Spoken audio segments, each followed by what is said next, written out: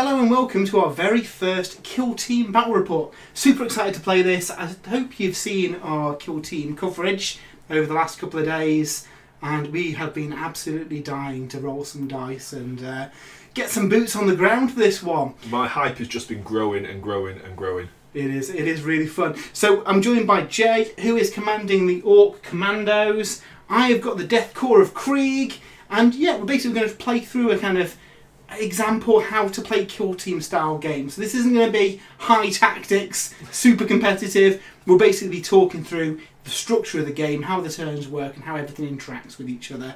So if you are watching along in the chat, say hi. We are simultaneously broadcasting to Twitch and YouTube. So yeah, shout out. I think we've got Alex J, Immortan Joe and Plastic Scholar over on YouTube. If you're watching on Twitch as well, shout up and say hello. Let us know who you are supporting.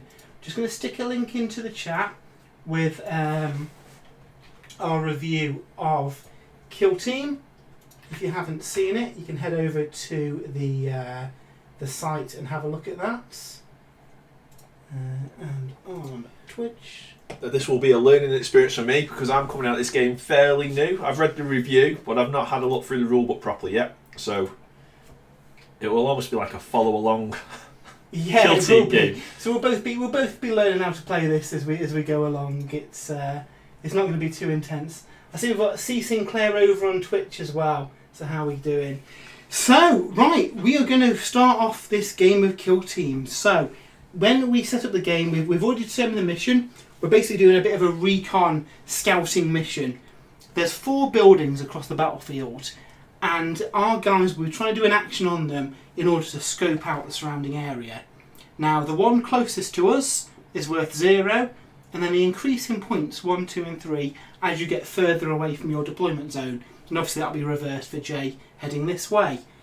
Your operatives need to get on the top of the building, do an action, and then that sacrifices any other actions they can do for the rest of the turn. So you're probably better moving up there or doing a shot and then doing your action second. Yeah. And then you get a number of victory points equal to the position on the battlefield. So that's the main overarching objective. In addition to that, we've also got 3 semi-randomly decided objectives. In the new edition of Kill Team, you make a deck of 6 cards using a combination of your faction-specific objectives and some of the generic ones you can get from the core box. Now, not every faction's got access to the same deck. So, for example, the Death Korps of Krieg only had a single deck of 6 cards plus their faction ones they could pick from, where the Orcs had about 12 you could pick from. Yeah, there's a couple of different decks I could look at. So once we've generated them, we then draw 2 at a time, keeping 1 and discarding 1, and we keep those secret until we reveal them. So we've both done that. Next, what we need to do is set up the kill zone and select the drop zone. So we've got our kill teams ready to go. We then set up some barricades within our drop zone. So there's a little marker here, and we can both take turns putting down a barricade within here. So I'm going to put one there because I feel I want a bit of cover. Jay, you can put down one of your barricades. Yep, okay, so we'll put one down. Where's the barricade? We'll put one down over here. So just inside that range, like that. Yep, okay. I'm going to put down a second one. Oh, I think I want some cover over that side as well.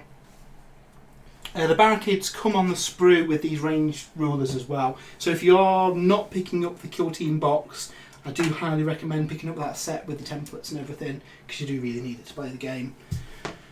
Cool, so that is all of the barriers down. So we then set up our operatives. The defender setting up their operatives first. So that is me. I'm going to set up my guys, and they all get set up within this little square. So I'm a bit exposed really. I need to make sure there's some terrain kind of in the way. So let's get some guys down. We want a sniper, and I think he wants to find a nice vantage point. If he starts there, we might be able to climb him onto the roof. He could probably do with a comms guy near him as well, because I want some action points. Now I do need to think about my objectives that I've got as well here. Yeah, I didn't give much thought to my objectives because I think I've got a couple of conflicting ones, but that's typical orcish strategy there for you. Yeah, exactly. So we'll put that there. I'm going to put 2 standard Krieg guys down here. We'll put down my leader there.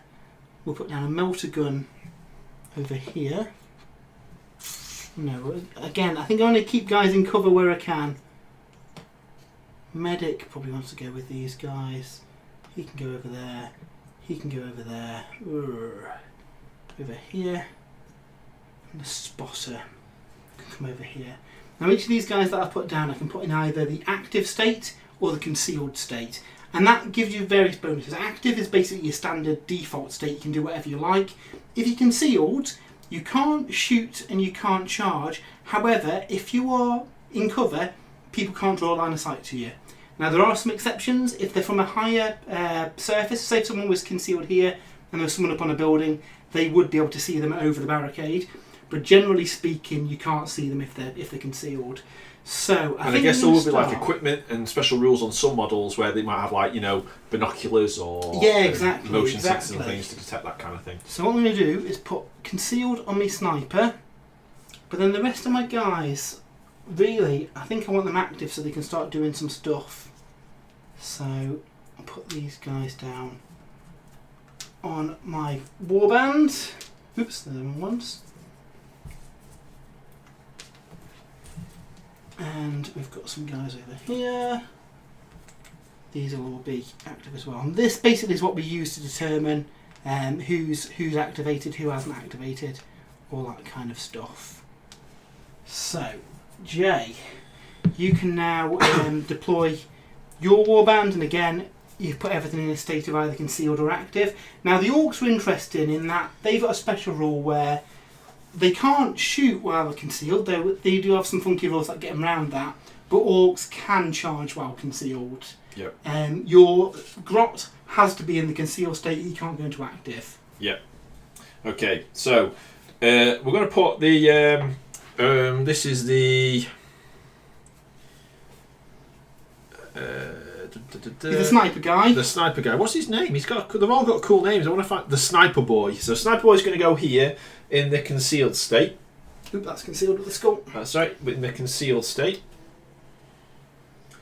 So Sinclair says, "Orks for me, I'm afraid. I've finally been bitten by the Wah bug. Alex J, got to feed the hungry caterpillar for the little one. You guys have a great time." Also, we're going to put the comms boy down there in the concealed state as well, because he's got a cool ability that lets I got a plan, lads. So once per turning point, which is like a turn, during his activation. Oh no, it's not that one, is it? What is it you can do? You can basically give people extra action points, can't you? Yeah, listen in. Operatives invisible says adds one. Yeah, that's right. Listen in, so he can. Yeah, so I'm hoping he can get the sniper boy up on top of there. This guy here, who's got all of the knives everywhere, I'm going to put him concealed because Orks can charge while they're concealed. Yeah, exactly. So you know, why wouldn't you put him concealed? So he's going to go over here concealed. So the real Mr. Gotti says throat slitter for the win. He's a bit of a beast, to be fair. Oh man, he's good. And the knob's going to go over there and keep an eye with it on him. And he's got a gun, hasn't he? So I might want to do a bit of shooting, but this is it. After the first turning point, when you choose to activate him, you can pick what state he's in. Yeah. So we'll have him concealed as well now, because I don't want to be getting blasted off the board in the first turn. I think concealed, is that probably like the default state you'd start the game in, do you think, for most things? It depends, because obviously you can't change that turn one, so anyone concealed can't shoot turn one. We're going to make him, the knob's not going to be concealing himself. There's your active one there, Jake. Oh, sorry. So what's the grey bit? So grey means they've activated, so you flip it over when they've moved, so you can see at a glance who still needs to activate. Yeah, no, that makes sense. So this guy, he's got a cool rule, the little Gretchen, the grot. So he has to stay concealed all the time, but he can pick a point anywhere that he can see, can't he, and zip line up there. Yeah, basically just fires his grappling shot and goes up there, which would be, for this scenario, where you've got to get people on top of buildings and start doing these actions, yeah, you could potentially get in a good position turn one. And what you've got to do, so you get on top, you can perform that action to scope the area out, but you can't do any other actions. After you've done it. So you do it at the end of your activation. Exactly. Okay, yeah, well, yeah, I mean, he's great then, isn't he? He's going to be going zipping across all of them until he gets attacked. Until he gets shot. Yeah, so we'll have the grot. So the thing to bear in mind with conceal, they only get the benefits of conceal if they are in cover. Yeah, so the grot's going down here in cover, next to his old bodyguard. Right, and then we've got a few things here. So this guy with the charging ram thing. Yeah, he's basically got a battering ram, and he can charge. He can even move through walls. Basically, just pummels it with his big battery. So he's going over here and he's starting in the engaged state. I'm just going to try and get him charging through some walls. Likewise, you've got a lot of Umis over there, so I'm going to have my burner boy in the engaged state. He's going to be, as this guy crashes through the walls, my burner boy is going to follow behind him. In theory. Might send a bomb squig up first, who has to start in the engaged state. He can't go in conceal, I don't think. No, he's not very stealthy. No, he's going to try and cause some mischief and just sort of... Bear in mind, you've only got... Oh, of course, yeah. I'm thinking I've got a 6-inch deployment zone here. There we go. Rocket guy. We're going to have him engaged as well. A few long-range shots, maybe. I'm running out of cover to put me guys behind here. This is it. It's obviously we're alternating actions as well, so there's no danger of your whole team getting taken out. So sometimes having your whole guys in cover actually limits what you can do. Yeah, these guys here are going up the flank. A few rockets. Right, so I think we're good there. I think that's what we're going to do. Amazing, cool. So what we do now is there's 3 different... It's kind of like rock, paper, scissors. So if we take 3 of these orange dice each, there's 3 things we can pick. 1, fortify, and that means you can put another barricade down, which is handy to give you more cover if you need it. 2, on your first turning point, you can actually switch one of these orders to the other one. So you can change an active to conceal or a conceal to active. Or 3, one of your guys can do a dash. Okay. Now, based on the combination that we pick, that will determine who gets the first turn as well. Okay. So, fortify beats infiltrate, infiltrate beats recon, recon beats fortify. Okay. So once you've had a few games, you might know which of those 3 your opponent goes for and try and, double bluff them, and equally they might be trying to do the same. So, we need to now secretly decide which of these we want to do. I think I'm going to go for that one. So what do I do here? So you secretly put a number of dice in your hand to pick 1, 2 or 3. So 1 is fortify, 1 is barricade, 2 is change an order, and 3 is got dash. it. I was thinking we need to put a number in. Okay. So we'll do it over the dice tray, I think. Okay. 1, 3. So I get my barricade. Barricade. We are going to put a barricade somewhere like there, stop the orcs from coming through.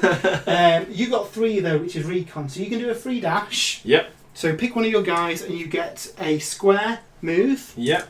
You can immediately do that straight away. Oh, this bomb squig. The bomb squig. Okay. And then, because you picked 3 and I picked 1, that means you have priority in the first turn. From the second turning point, we roll off like Age of Sigmar to see who determines the initiative. Now, there's not as much of a benefit as this in Sigmar. Obviously, we're alternating actions, so you're not going to be able to go with all your stuff first. No. But you get to make that critical first action, and if any rules happen simultaneously, the person with priority gets to pick the order they resolve in as well. Right. So if there's like objective cards and stuff that interacts with that. So, in the first turning point, we first of all have the initiative phase. We've determined you're going first because it's the first turn and that's determined by that. We then have the strategy phase. We generate command points. So we both start with 2 command points because we've got a leader, and we get an additional command point because it's the start of the turn. Okay. So we've got 3 command points each. We can then place strategic ploys, starting with the person who's got priority, which is you.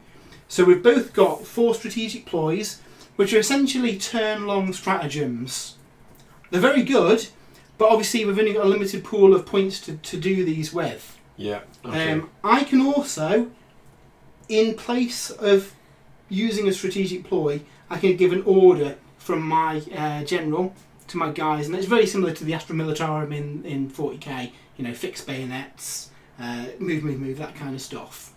Okay. But you've got priority, so you get to pick first. You can choose to pass and not do anything. Right. Well, I think I'm going to do the most orcish strategic ploy ever, and that is shh. Yeah. Something's gone wrong there. So this cost me 1 CP, and it says all operatives out of line of sight. So I couldn't do it with these guys because you can see them. Mm-hmm. So we're not going to do that then. Every time you shoot and score a crit, 1 fail becomes a success. While concealed, automatically count 1 defense dice as a success. There's some pretty good stuff, and I think there's some really strong stuff in these strategic ploys. Yeah, no, I'm not going to use any of these strategic ploys just yet. I'm going to save me command points. I absolutely am. So I'm going to use one for overcharge las guns. So that means I can choose to give my las guns AP 1 and gets hot. Okay. So that will reduce your defense dice, but it means that any rolls of a 1, I could take some mortal wounds, which is bad. Okay. Okay, so I've done my strategic Gets ploy. hot. It goes to you. Do you want to do a strategic ploy? No. Okay, it goes back to me. I'm going to give an order of take aim. Reroll 1s for shooting. Now by default, that is only an aura of that from my general. Okay. However, because my comms guy is nearby, wherever he is, comms guy, he can use a action point before the game, essentially leaving him on 1 action point for his turn, to relay that to the whole team. Yeah. So my entire kill team has got reroll 1s to hit, which is handy combined with my overcharged las guns. Yeah, where 1s are mortal wounds. Yeah. Goes back to you. Do you want to make an action? Strategic ploy. Strategic ploy, yeah. No. Okay, goes back to me. I'm going to use another strategic ploy into the breach. My entire team can dash. Oh, okay, cool. So he's going to dash forward there. He's going to dash forward there. See, I've got that one, but it's only operatives out of line of sight. Yeah. Oh, or concealed. Oh, yeah, they're not concealed though. He's going to dash. I have a feeling I should have spent some of my points. Yeah, I mean, you've got a bigger pool for next turn, though. I've used kind of all mine, haven't I? In fact, he's going to go there. He's going to go there. Really, I need to get down the other end of the board because I really can't dash across this. So they're just going to have to move up. But I've moved forward a little bit and it's got me a little bit further. The key thing is I've got some guys who can potentially start clambering up and get into position. Yeah. So that is, I'm not doing any more strategic points. We've now got the point where we can declare any objective that we want to try and do. So some of the cards you have to declare at a certain point. Some of them you'll do at the end of the turn. Basically, it's whether you want to, if you think you can achieve one of yours this turn that says reveal in the target reveal step, then yeah, you want to put it down. So these ones say reveal in the reveal step of the first turning point. So I have this to. Is it, so you'd have to do it and now. I've got two of them that reveal. So yeah, so we'd alternate doing one at a time. Okay, so I've got challenge, seek and destroy. Reveal this tac-op in the target reveal step of the first turning point. Select one enemy operative and one friendly operative. If that enemy operative is incapacitated by that friendly operative, you score 1 BP. If you achieve the first condition while that enemy operative is within a pentagon of that friendly operative, you score 1 BP, which seems a bit tricky to do in the first turn, considering you're so far away. So can you only do it in the first turn? It says, reveal this tac-op in the target reveal step of the first turn. Oh yeah, I suppose... you just reveal it, but you can do it at any point. Right, excellent. Right, so that is going to be your squad leader. Yep. And my knob. That's the way it's going to go, hasn't it? It's easy to do a challenge to win. So you can leave those out, just a reminder of your objective that you need to secure. Yep. I've got one that I have to reveal now as well. Seize ground. Reveal this tac-op in the target reveal step of the first turning point. Select one terrain feature that is more than square. I've lost my marker now. You got it there for it, yeah. There's more than square away from my drop zone and includes the heavy trait. Basically, I'm picking this building because that one's a bit too close and I don't fancy trenching all the way across there to get to them. At the end of the battle, if the total action points of friendly operatives within that of it, so basically within an inch of that thing, is greater than the enemy, I score a victory point. Total action points, that's a unique mechanic, because obviously my guys generally have 2 action points each, but I guess a custodian might have more action points, so you don't need as many of them around the point. Yeah, so it's quite fun. Interesting. Additionally, if there's no enemy operatives within triangle of it, and I've got 4 or more API in operatives, then I get an additional point. So basically, if I've got more than you on there, I get a point. Yeah. Then if I've got 4 action points worth and there's no enemies, I get an additional point. So that's a fairly safe 2 victory points at the end of the game if I can keep this building clear. Obviously, that building for you is worth 2 victory points to do your action to. Yeah. So now it's your turn to... Well, that's an interesting one, because my next tac-op that I have to reveal in the first turning point is blow it up, which I also thought was quite orkish. Oh, Zabobo's just followed. Thank you very much. So I imagine the orcs have got. You need to recon these areas. That's great, but can we still blow it up? Yeah, all right. You can blow it up after you've reconned it. So your opponent selects a terrain feature with a heavy trait to be their bulwark. Okay, I'm going to have to pick the one that's not the one that I'm trying to defend then. Okay, so I basically get a blow it up action, and if I can perform it, I'll get 2 victory points. So perform while you're within triangle of the bulwark. You cannot perform while within circle of any enemies, so you need the space to do it. Other than a dash, an operative cannot perform any other actions in that activation. So I can dash to it, and then 2 action points to blow it up. So you can't do anything else in that activation, so you could only do that. Other than a dash, an operative can perform any other dash action. you can, yeah. But obviously a dash is 1 activation, and blow it up is 2 activations, so by default, my guys can't do that in the same activation, unless I've got some way of giving them a 3rd activation point. So that I've got to blow that up, okay. Which is dangerous to me, because that's worth 3 few if you scope it out, plus you want to blow it up. Yeah. It's a good job I've got about 6 guys under it to defend it, really. Wonder where the bomb squid's going. Awesome. I don't believe I've got any more that I can reveal. Have you got any more you can reveal? No. So you've got 2 out at the minute. 2 out at the moment, and I've got a 3rd here which I can reveal in any tac op step. Okay, awesome. So I quite like that. And again, with the back and forth, it can change your battle plan even based on the 3 objectives you've got. Because if I'd have picked that one first, then actually I might not want to have that as the target for my seized ground one. Exactly. Yeah. That's a good point. Yeah. So yeah, okay, cool. So now we move on to the firefight phase, and this is where the action starts. Basically, we alternate doing actions. We pick an operative to activate. We'll do actions with them until they've run out of action points, and then it flips over to the other person. You flip over the token once they've completed their action. There's some other things that you can do, which we might see in this, to be fair. Because I've got 12 guys and Jay's got 10, if there's ever the scenario where I've got guys left to activate but you've ran out of them, one of your guys could do an overwatch shot. But we'll come to that when we get to the end of this firefight phase. Have a quick look at the chat to see what's going on. Dodgy Roller's turned up, how are you doing? Immortan Joe says, how many bodies are we looking at for each kill team? Looks like there's quite a few serial numbers on the board. So the Krieg start with 10, and they can choose either to take 2 additional guys, or they can have like a Valkyrie gunship or something nearby doing missile strikes and stuff. Because I've got Krieg on the shelf, I just added extra 2 bodies because, more bodies for the meat grinder. It fits with Krieg, doesn't it?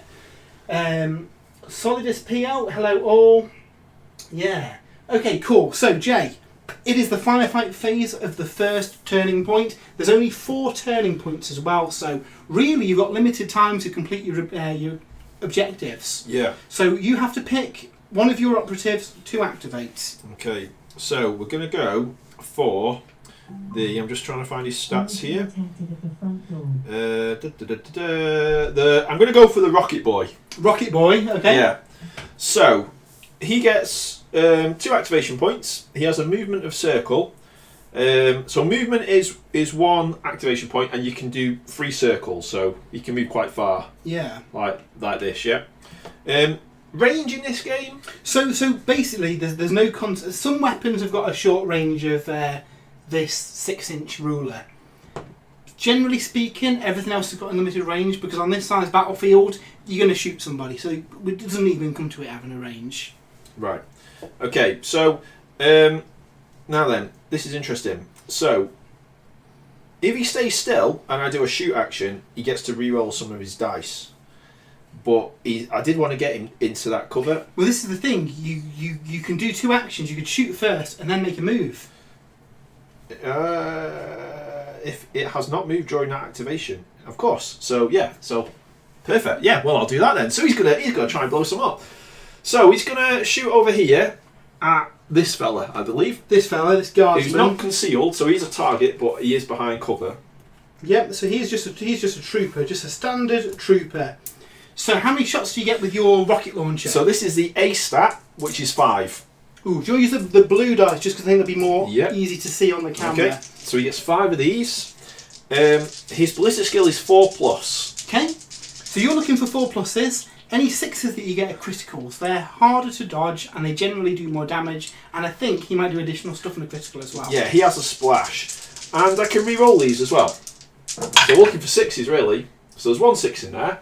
And I'm going to re-roll these 2 dice. Try and get some more 6s. No. That's a pretty good roll though, Jay.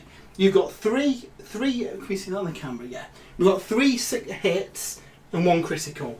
Now, in 40k, obviously, you'll be rolling saves against all of them. In Kill Team, it's a little bit different. Everybody's got a fixed number of defence dice on their profile. So for the Kriegsmen, it is 3. So if we put them to one side, because we need to see what they are. Okay. I'm rolling a save of 5+ here. Each 5+ will be a success. Each 6 will be a critical success. Okay, so I have got a special rule, AP1. AP1? Yeah. So is that on a critical or just generally? That's just on a critical, it's splash. Okay, so AP1 means you reduce the number of defence dice I get. Okay. So I only roll 2 defence dice here. Okay. So there's no way I can stop all that damage. Right. What basically I'm trying to do here is mitigate the damage. You want to try and get rid of the crit if you can. That's it, because the splash should do damage to my guys nearby. Yeah. So really looking for a 6. Oh, got a 6. So obviously I'm going to do is remove that with my 6. Yeah. The other dice doesn't do anything. That leaves 3 dice going on my poor guy. What damage do they do each? Damage 4. So 4 each. 4 each, yeah. So it's 5 on a crit. He has taken 12 damage and exploded in a pile of gore. That's got to be good for morale. That's going to be pretty good for morale, yeah. So yeah, weapons can be pretty brutal, and obviously in 40k you'd be able to roll saves for all them. You've got a limited number of defence dice, really. Yeah, that's cool. I like the way where you're trying to cancel my dice. That's an interest. It's almost like Infinity, that is, where you've got this confrontation roll. Yeah. Okay, cool. So that's his first action. Yeah. So his second action then, he's going to do a move. Is there any benefit from cover in engaged state? So really, if you're in conceal state, if you're in cover, I can't draw line of sight to you. So it's whether you want to set him up to go concealed next turn, maybe. No, because I want him to be shooting. We're gonna just move him up. He can't shoot now because you're going to do 1 action each time. So he's just going to go up there. And does he want to move any further? Obviously, he can move 3 lots of that if he wants to. And there's no range in this game, so there's no downside, is there? So yeah, he'll go to there, and then he'll go to there. Okay, and then flip his token over to show that he's done his action. That I like this. him done. The ease of use. That's a good system, isn't it, for figuring out who's gone and who hasn't? Yeah, definitely. Right, so it's now my turn to pick a guy, and I think I might pick my comms veteran. He's only got 1 point left because he used one to give the relay to all my guys. He is going to use his signal, unique action, to give 1 additional action point to my sniper. So he is giving that to him. The sniper is concealed, and he flips over his marker. That is my guy done. Back to you, Jay. All right. I think we're just going to keep going down this side of the board to start with. So my Daka guy can see this character here. So has he got any? He's got unload. So each time this operator makes a shooting attack with this weapon, in the roll attack dice of that shooting attack, if the target is within that range of him, you can reroll dice. So he gets more accurate the closer he gets. You can also do a Daka dash. So he can actually shoot twice this turn then, because I can shoot with him, and then I can do a Daka dash with him, which lets him dash and then shoot again. That's what this guy's doing. Okay, so which ones do you do first? So he's going to do his shoot first at that guy there. Okay. With his Daka shooter, he gets 5 dice. Oh dear. And he's looking for a 4+. He's pretty accurate then, really. Yeah, not bad for an orc. And these are command orcs, don't they? Aren't they, I suppose? They are, yeah. They're the crack elite orcs. Oh dear me, that's not good. Oh, well, 2 crits, which isn't too bad. So I get 3 defence dice. Was there anything special to stop that? I don't think there is on No, is there? there's nothing here, no. So really I need some 6s to try and nullify these. Let's see what we get. Well, that's not any 6s. I get 1 save. If I rolled 2 standard saves, I could nullify one of those 6s. Got you. Unfortunately, though, I've not done any. How much damage do they do each? So it's just 3 on a crit. Yeah, of course. 4 damage each on a crit. Again, that explodes this guy. The orcs mean business. Okay, then for his second activation, he gets to do a dash, which is a triangle, I believe. Is dash triangle? Dash is the square. Is a square. Oh, so that's quite a lot of movement. So he's going to go over here, I think, can he get line of sight to... Yes, I think so. If he goes there, do you reckon? Can he He's probably going to struggle to see that guy. He's going to struggle, so he's not going to be able to shoot anything else then. In which case then, I think we'll do a move. And I'm going to get him in here. Yep. Just to keep him, because he was quite good. Cool, so obviously flip that over once he's done his action. Yep. He's someone to watch out for. Okay, right, now, that is the cannon fodder shot. We can't let that happen again. I think what we need to do is get some guys into position here. So first of all, I think what we want to do is get some beneficial buffs to my guys. So, we'll go with the Zealot Veteran. He is going to do a move action to climb up this building and get there. And then his second action, he is going to do Uplifting Primer. All guardsmen within that range count 5 pluses as criticals. Oh, okay. And that is him activated. Okay. Right. I think what we're going to do next is activate the Bomb Squig. So he can perform a shoot action with this weapon if it is within engagement range of an enemy operative. So what's engagement range? Engagement range is an inch, so triangle. Okay. When it's up to a shoot, that's the range weapon, make a shooting against it. So basically, he runs into someone and then explodes, doing a load of damage nearby. Okay. But then he dies because, he's a bomb squig. Right, so he's going to do a move. He gets 3 circles. 1, 2, 3. We can get him to here. A bit concerned about this bomb squig. Put him there. And then I think what we'll do. Oh, actually, we'll go this way, and then we'll do a dash for his next activation, which gets into there. Ooh, hiding behind the building, hey? And that is him done. Okay. Right. Next, we will. I think what we're going to do is activate the sniper next.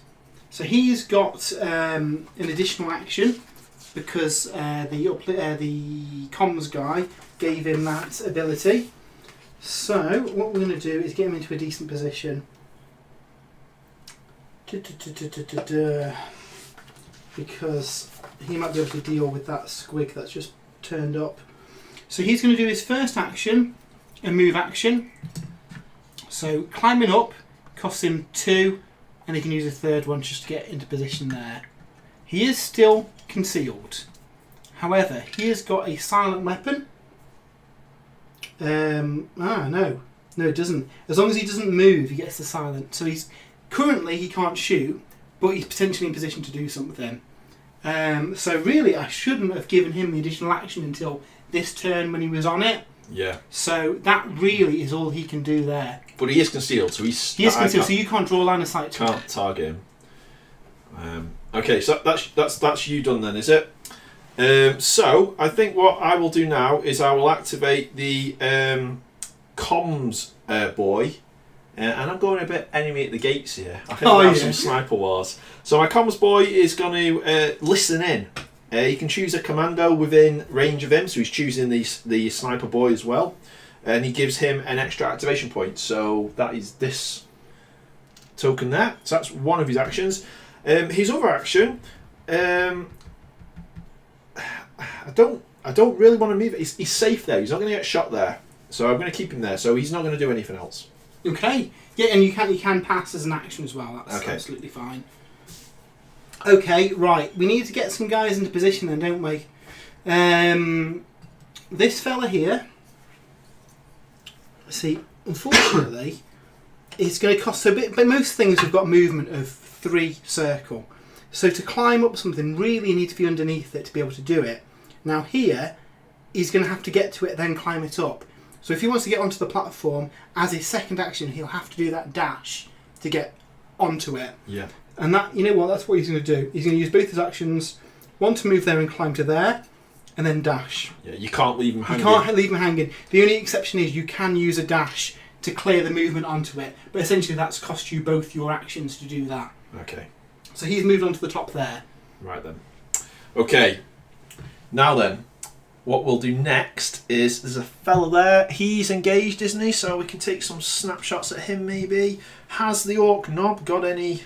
So you have got a barricade in the way though, so that could potentially conceal you. You've got to draw a line of sight to it. Oh yeah, sure, yeah. He has got a slugger. So in the chat we've got Dave as well, just flipping between feeding little man and watching this battle. Who you supporting? The Death Korps of Krieg or the Orks? The Krieg have lost 2 men already. It's been a bit of a bloodbath. Right, we're going to activate the stabber. What's his name? Slasher boy. Okay. He's got some throwing knives. I'm assuming they haven't got ultimate range, have they? The throwing knives do. They have a range of that. However, he is. It says range that. I see. Yeah, yeah. But he is in cover, isn't he? He's in concealed state. Yep. So he can't shoot. He can't shoot. No. So he's going to move. 3 circles, and can you move through these barricades? You can. Basically, it will cost you 1 to clamber over it. So right, so 1. So he's basically got a movement of 2 of them, which gets him into here, like so. And then he's going to pass. He's going to pass as well. Okay. Okay, that's good. Well, that leaves my guy here potentially a little bit safer. So I'm going to activate him next. What is he? He is the Bruiser. This guy's pretty good in combat. So he's going to make a move action. 1, 2, 3. Putting him there. And then really we'll do a dash over here, say. Wow, he's a brave Umi. Get him up the battlefield. Recruit him, lads. Okay, interesting. Right, and it's my go now. Okay, what we're going to do then is we're going to activate the... I think we're going to activate the knob next. Oh. So he's going to do get it done. So each time this operative is activated, I can select 1 friendly commando operative within that range of him, so the big ruler, and add 1 to that operative's action points. So here's where you could potentially stack those extra actions and give somebody quite a pool of stuff they can do. Yeah, and does that persist? So I could put that on... They'll drop off at the end of their turn. So it's no good putting it on a model that's already activated. Mm-hmm. Right, so the only thing I need to check now is that the little grot has the commando key rule. Because if he does, then he's getting an extra... He does have the commando. He's a commando grot. And this is just a commando with a little icon next to it, so I'm assuming that's okay. So he's going to give the commando grot another activation. Okay, cool. And then he's off. So he's going to move... So it's 1 to get past the barricade. So he could go round it, potentially. It depends which way he wants to go, doesn't it? He jumps over there, and then he's got 2 more, so he can get to here. Is that 2 activations from him? That's 1 activation. Oh, is that 3 then? The other one was free, yeah, that's cool. like his boss ability. And then he's going to have a blast with the slugger. The slugger is range this. So you're probably just out of range. So he's out of range with that. So that's all he's... So should I do a dash? We're going to do a dash then with the next one. There we go. Oh, hiding behind cover. How do you find this? If I know we're like halfway through a turn, but already it's so different than 40k, isn't it? It's not 40k at all. No. Apart from the fact using the models, it's not 40k. Yeah, we've. I love this alternating activation because, I mean, I've not moved my sniper up here yet because my sniper, unlike yours, can move and fire. Yeah. And I'm thinking, I'll get the sniper straight into position, but you don't want to get him straight into position. I want to see what targets. Well, that's it. If I get priority next turn, I could snipe your sniper, and then I've got a good position. Then I've lost 2 bodies. It's just cannon fodder, and really, they were just giveaway targets on the end there. Yeah. Next turn, obviously, when you activate somebody, you can set what state they're in as well. Yeah. So that was your action. Okay, I feel I need to... A lot of your guys are hidden at the back, aren't they, out the way? So maybe I want to draw you out first. So I think I can afford to move my spotter up here and take a shot at your... I haven't done any shots yet, so I may as well do that. We've got Koboldzilla who's just subscribed as well. Thank you very much over on YouTube. So yeah, he's going to fire with his las gun.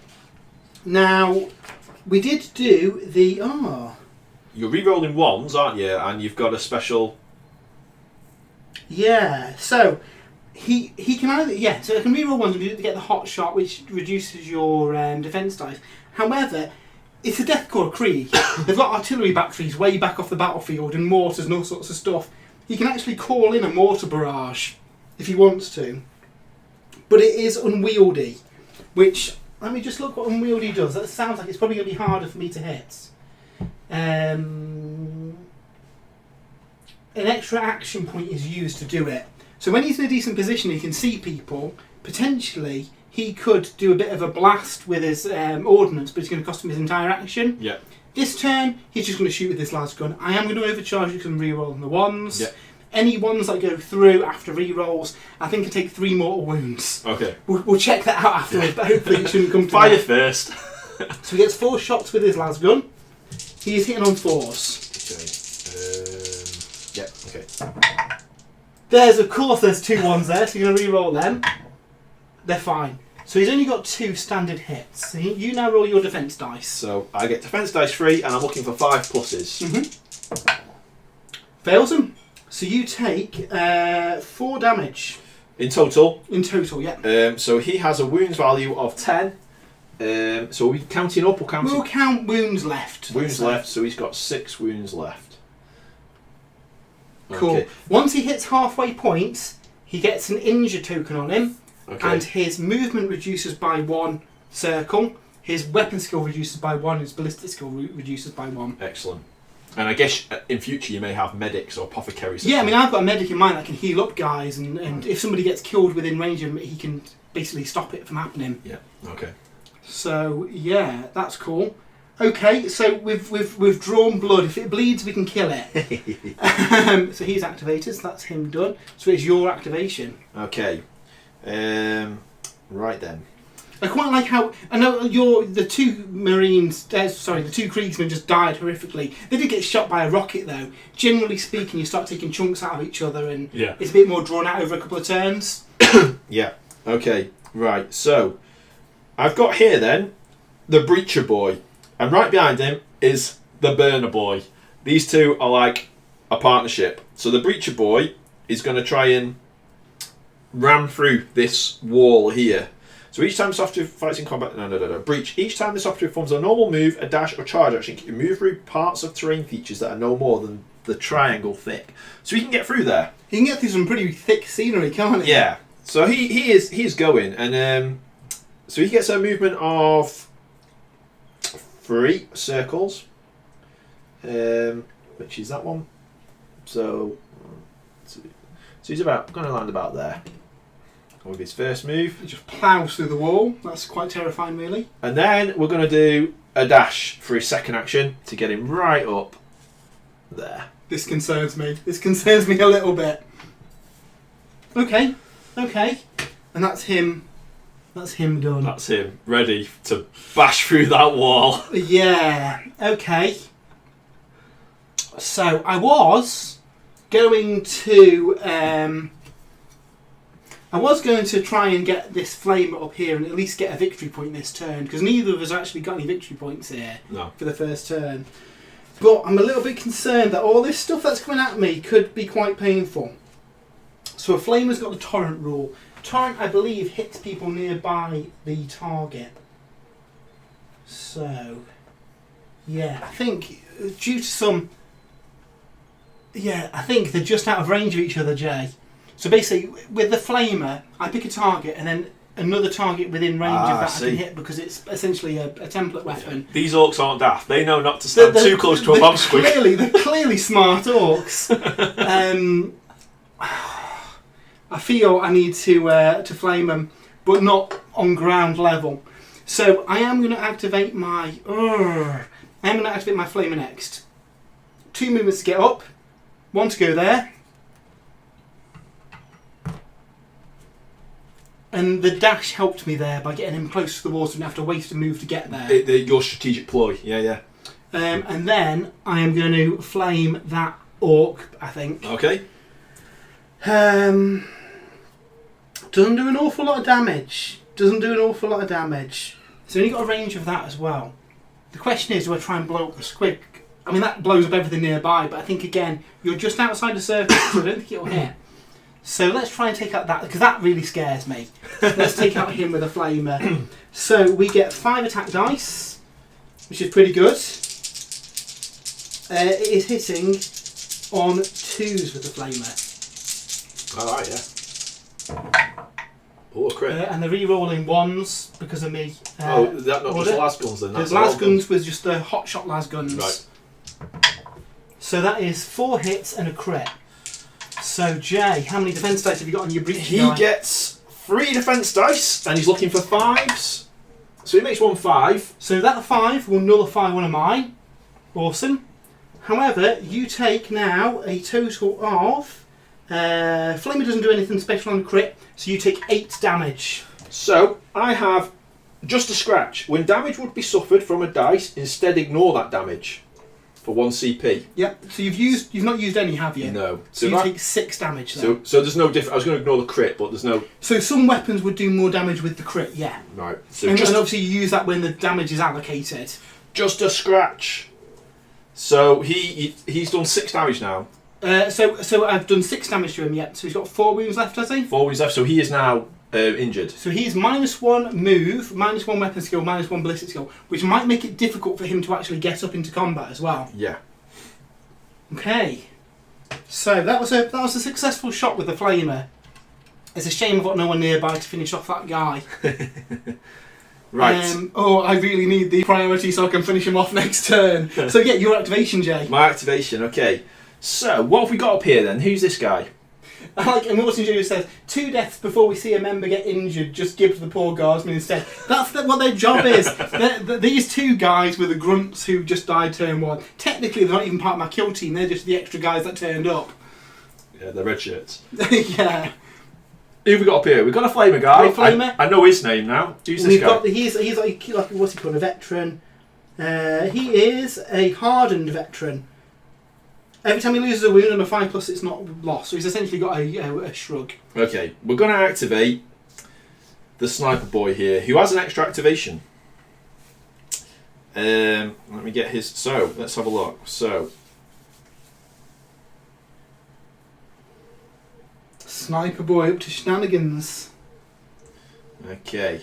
Solidus PL is for Krieg. They've been away for a long time, and Kill Team is making their re-release debut. Yeah, I mean the Krieg models are awesome. At the end of the stream, I'll show off some of the models on the camera, and they're in the article that I linked earlier as well if you haven't seen it.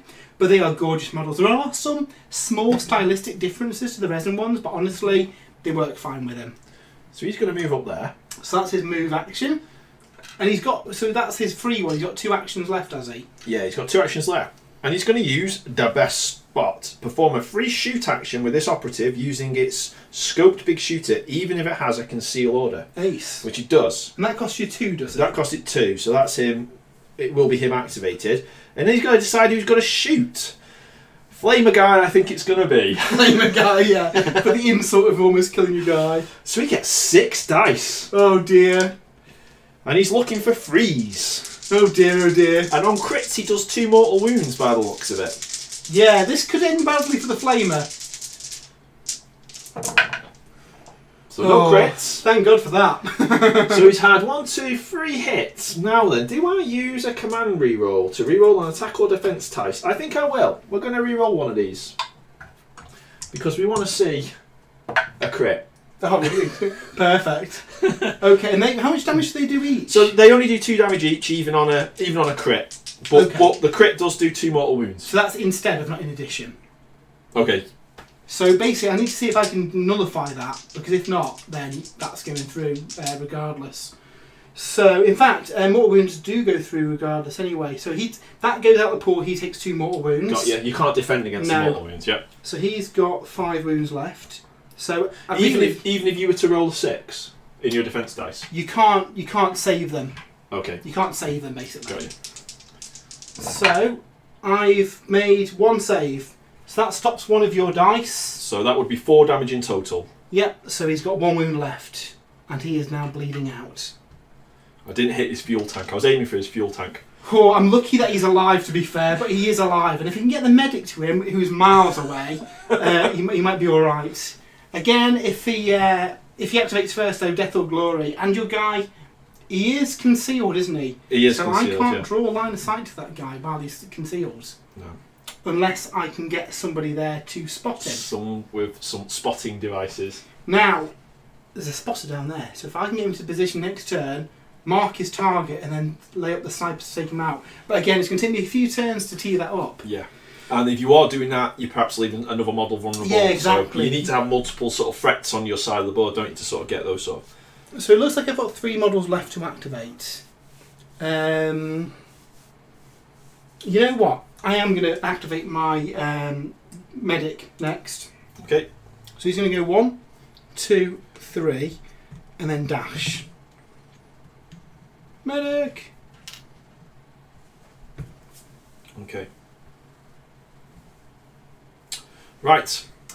The next thing we're going to do then is, I just realised actually, and this is probably the Ork mentality setting in, is that I actually have to hold this. I don't want you anywhere near this because this is worth a lot of victory It's points. worth 3 points to me, that one. I was going to like charge the burner boy through the breach, but I don't think I will.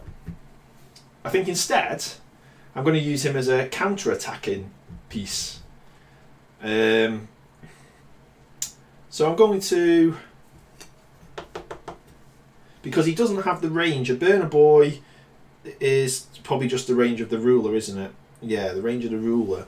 So okay, so he is going to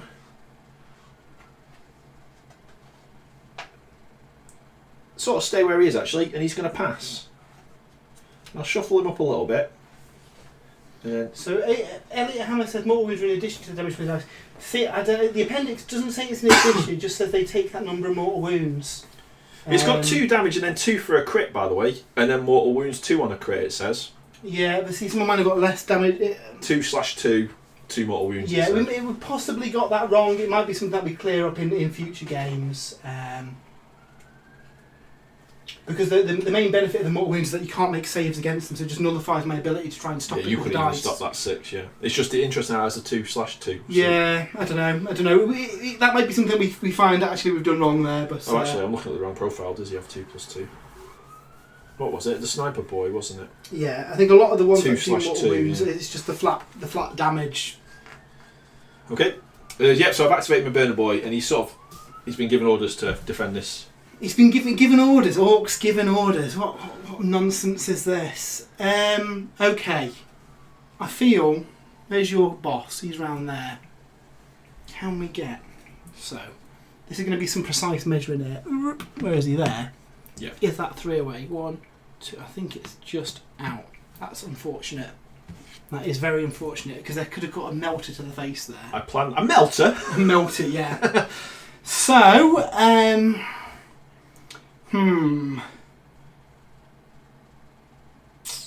Okay, yeah, we will activate him. So he's going to go 1, 2, 3, which puts him just there.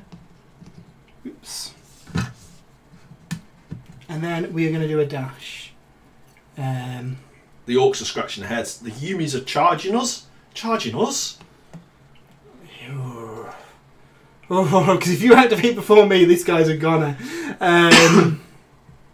How many guys have you got left to activate?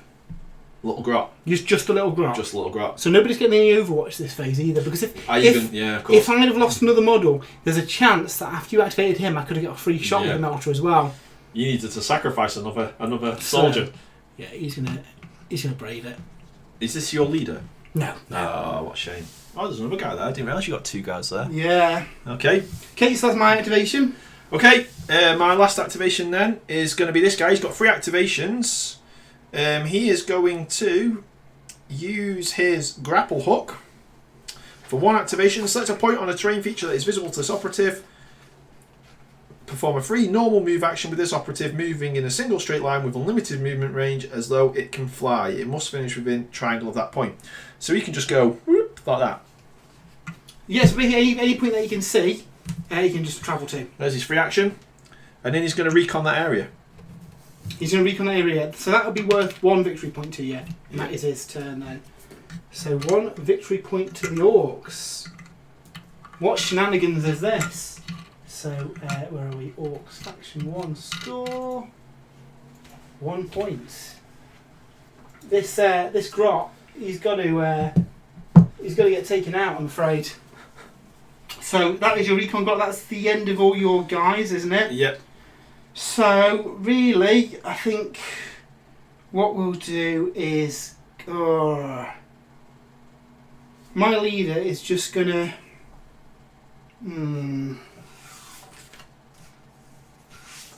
Sergeant is going to stay near the comms guy to issue orders. He's just going to hide inside there.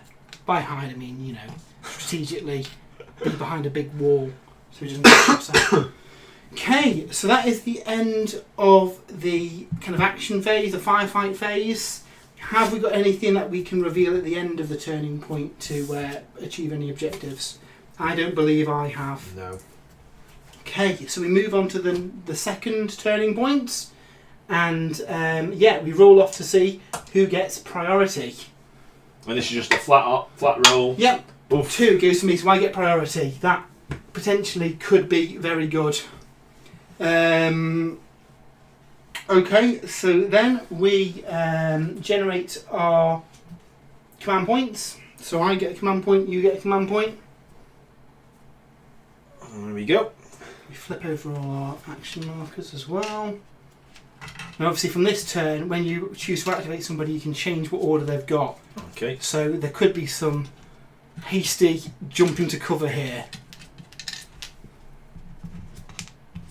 Right, do I want to do any orders? You know what? We could kill your general. I'm going to use a strategic ploy. You know what I'm going to do is, first of all, do an order, take aim, and again I'm going to use my guy with the comms device to give it to the rest of my party. What's that? So I can do, when in the strategy phase, I can do my reroll ones. Yep. I'm going to use my comms guy. He basically loses an action Yep. in the next turn, but that issues it to my entire warband. Okay. I am going to do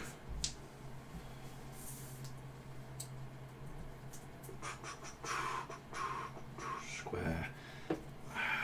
I'm wondering whether to dash. So yeah, somebody said you set up the game train just like they pointed out in the rules, not to set it up. This is one of the example setups from the scenario. So it's a funny one because in the missions it is better with some big block and terrain in the centre. In this specific scenario, this is how it tells you to set it out. And if you're engaged, you can't shoot. If you're engaged, you can't shoot. I don't believe there's a rule that you can't shoot if you're engaged. So you can shoot even in engaged. Let me just check that. Shooting.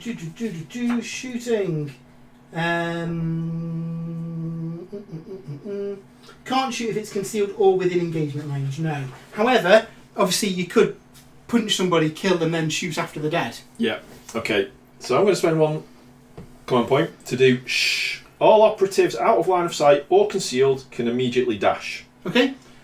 So my war... You can't dash into engagement range. Oh, okay. Well, that... You have to charge into engagement range. Oh, charge is a special Yeah. movement action, is it? I could dash him to make him safe, though. Obviously, you wouldn't be able to go round corners with that, though. No, just that back here. But he'll jump out. Maybe he's just going to have to tank it. So, do I need to dash anyone else? Anyone else out of line of sight? These guys are out of line of sight. Comms guy. Shooter guy. This guy's safe anyway. Yeah, that's right. You can't shoot while concealed. Some things have got rules that let them shoot while concealed, though. So Jay's sniper, for example, has got a special action he can do that lets him shoot while concealed. Silent weapons can shoot while concealed as well. I think we'll go for Daka. Every time you shoot, when you score a critical hit, 1 fail also becomes a success. That's pretty good. I am going to... Actually, you should have chosen that first, shouldn't you? I did my order first. Oh, but that's free. So you do it in place. It's not a stratagem. It's just a special rule that I do. But I do it at the point where we pick Right. these. Okay. Got it. Yeah. So you've got the Daka. Daka. Yeah. Okay. So my strategic plot. What do I want to do? Let's.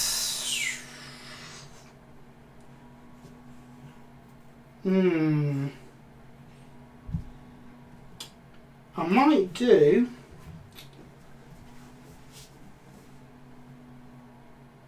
hold position in cover, reroll defense of 1. Or fixed bayonets. We're not going into combat. Oh, we might be going into combat. You know what though? We might be going into combat. I'm going to do fixed bayonets. Okay. No, sorry, that's an order. That's an order. Strategic one is take cover, improve saves by 1 while in cover. Okay. I'm not doing any other strategic ploys. Nope, I don't think doing the game either. I'm saving that other point. So now we go into activating, and at this point we can choose to change what state they're in when we activate them as well. I feel I need to melt that guy in the face though, Jay. All right. So let's the knob. Let's have a look. Let's melter him. So yeah, okay. We will do a move action. So 1, 2, 3. We'll bring him round here. I'm just saying, he better kill him, because if he doesn't kill him, if he doesn't kill him, he's in crumps. trouble. Yeah, he should kill him. He should kill him. Hope he kills him. Melter gun gets 4 dice. He's hitting on 4s, but he's re-rolling 1s. Okay, that's not too bad. So we've got 2 5s and a 6. So he gets 3 defense dice. He's looking for 4s. It's AP -2, so you only get 1 defense dice. 1 defense dice, and he's looking for 4s, which he hasn't done. So that is how many wounds has he got? He's got 13 wounds. So that's 12 damage. The 6 does 4 mortal wounds. See, this is where I can't remember who the guy is in the chat. He may be on top of the mortal wounds. So again, this does 3 damage, but 4 mortal wounds. So I will use my last command point just to scratch.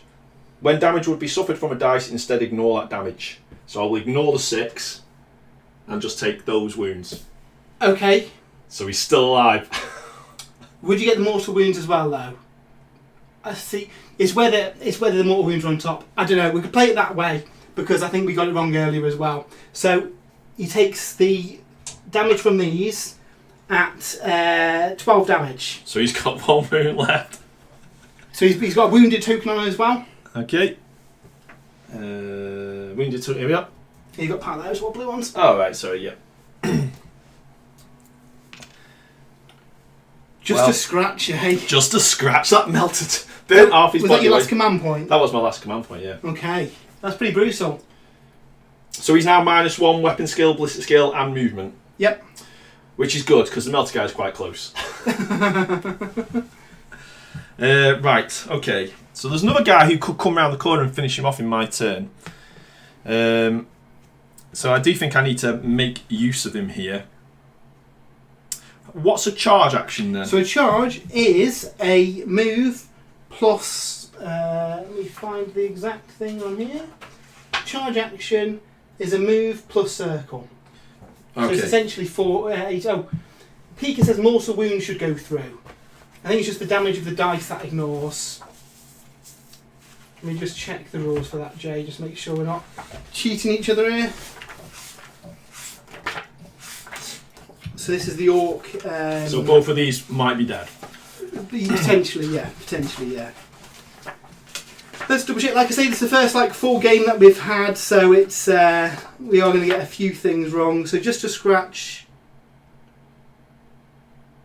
Ignores damage inflicted from that attack dice, but I think mortal wounds would be on top. So in that case, this guy would probably have taken the extra wound that killed him, and that guy would also be dead as well. And the knob is dead.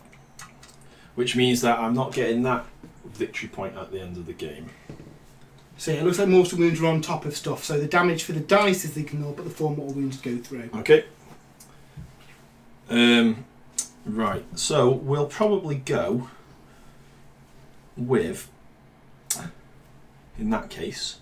And mortals go through before you roll defense, I thought as well. Yeah, it's a bit. It might need a bit of an FAQ because it's a bit ambiguous in the book. I think that's the intent, that on the criticals those mortals go through, and then you could use your 6 to then nullify the dice for the additional damage. Okay. All right. Let's have some fun with a bomb squig, I think then. Bomb squig. Squig. So this can perform a shoot action with this one if it is within game range of an energy operative invisible to it. Alright, so what have we got? We've got a medic over there who I can probably go to and blow up. You're going to blow up the medic with a bomb squig. The medic. So don't forget, he wanted a charge action. You can't charge after moving. He doesn't. He can just shoot. This operative can perform a shoot action while he's in engagement range, but he'd have to get into engagement range. But it doesn't. It's the circle. So this operative can perform a shoot action with this weapon if it is within engagement range of an enemy operative. While this operative performs a shoot action, selects this range weapon, make a shooting attack against each other operative visible to and within that of it. So he just needs to get within that of him then? Yeah. Each of them all the time cannot fire and cover. After all of these shooting attacks have been made, this operative is incapacitated. So it doesn't affect cover? It says, even if it has a friendly operative within its engagement range. And each of them is a valid target and cannot be in cover. Okay, so if it's there, he gets no benefit for this barricade there. Yeah. If he can get within that far in then. So if I do a charge, that's one action. And that's an extra circle. Yep. And then do a shoot. Yep. You can't shoot while he can shoot. Yeah. Though, yeah. Yeah, it's a funny way of wording it. Basically, he could charge into him. There's no one but he there, technically doesn't need to charge. He just needs to get within that range again. Yeah. I think we will. I think we will do. We'll just do that. 1, 2. Yep. And then we're going to try and blow up. You try and blow up. This could be brutal. Okay, so you get a lot of dice here, I think. He gets 4 dice. He's looking for freeze. He's also, if he scores a crit, a failure becomes a success. He doesn't score a crit, but he's hit 3 times. It's AP -1. Okay, so I get 2 dice. I'm going to take some damage here, but I might not be dead. Okay. So who have you gone? The medic. Poor medic. What's he ever done to you? How much damage do these do each? 5 damage each. Jeez, okay. I think he needs to make both of these or he might be a bit dead. So, medic. Okay. So, he has got medic rule and people visible to and within range of. He's not visible to himself, surely. So, he gets 2 defense dice with your 18 range. Brilliant himself. 5 plus. That is, 15 damage? That's 15 damage. Boom! Both of these explode. After all of the shooting attacks have been made, this operative is incapacitated. Do not roll for its boom. This operative cannot make Yep, so he's dead as well.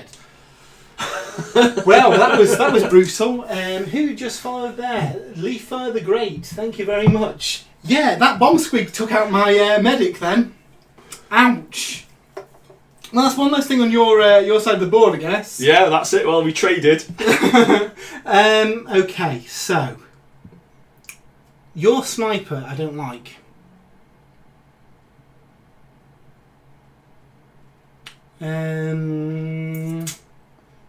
We need to stay on target though and make sure that we're.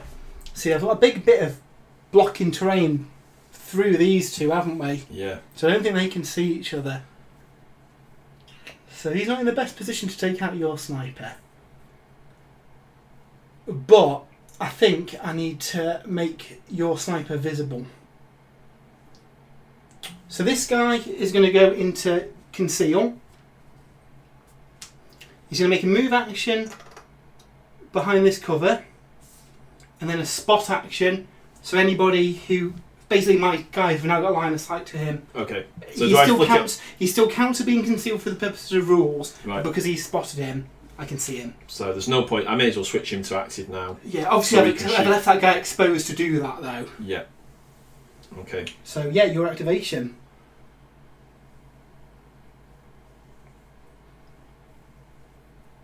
People moving up the board. How many guys? You've only lost 2 guys. Well, he's concealed, so I can't shoot him. He's concealed. Oh, but the sniper can shoot him. Yeah.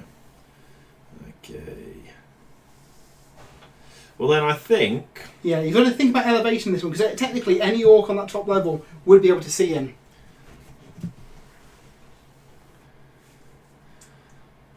So I think if I activate the comms boy next, I think, to give him an extra activation. Okay, he's potentially going to get shot. Or do I do a charge with this guy? How? Yeah, well, yeah, potentially. He's got 1 less action though. So as a charge, would that give him an attack as well, or charge? Just gets you into engagement. So charge just gets you into engagement. So that's the problem. He can charge, but he's not going to be able to fight. But unless you've got someone who can give another action, that's the thing. Yeah. What you can do though by charging is stop this guy from shooting potentially, but I could just fall back and shoot you. Yeah. Okay. Now falling back, I believe, costs 2. So yeah, you do scupper my plans by doing that. Falling back costs 2 AP. Yeah. Okay. And that potentially saves him from shooting your sniper. Yeah. There's a lot of interaction back and forth in this one. You've got to think about like a few activations ahead. Or I'm thinking whether I just shoot him. Or you just shoot him, he also does the trick. Yeah. But this is interesting, yeah, because I can shoot him, but if I was able to give him another activation point, I could shoot him twice. But then I have to leave a turn of him there, so you're going to get a shot off at me. Because yeah, his unique ability is a free shoot action. Basically, yeah. But it's going to take me. I'm going to have to a turn of him getting potentially shot by this veteran before I can get that going. Unless I can give you something else to think about. I could shoot him with that. You could shoot him with a rocket, yeah.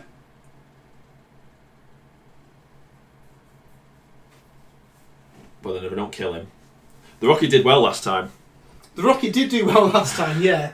Rocket, how many attacks did he get? He gets 5 dice. AP 1, splash, 4+.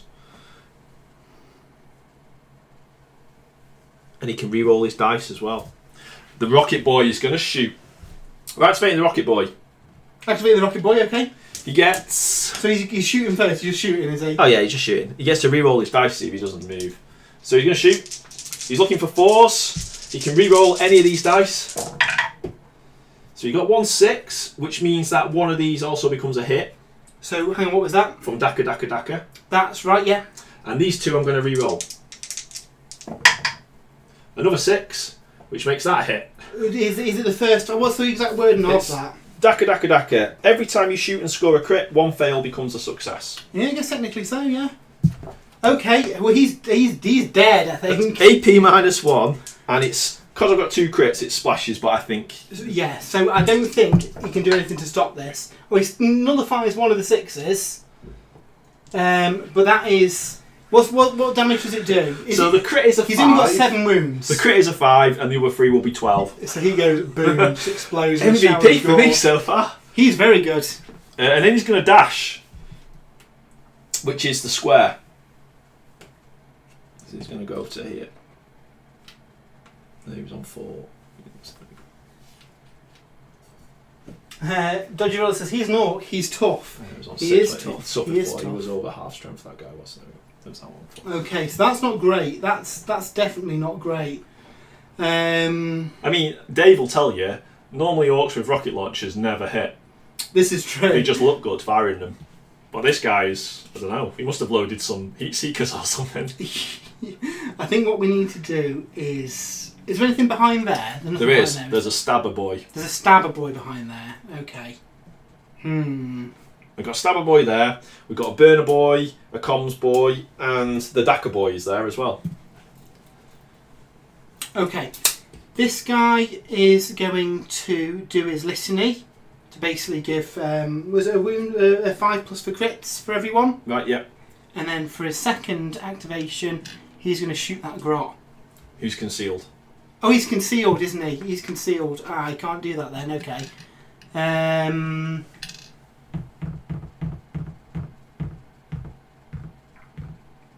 That is a shame. That is a shame. We need to deal with him. Okay, we won't do it that way around then.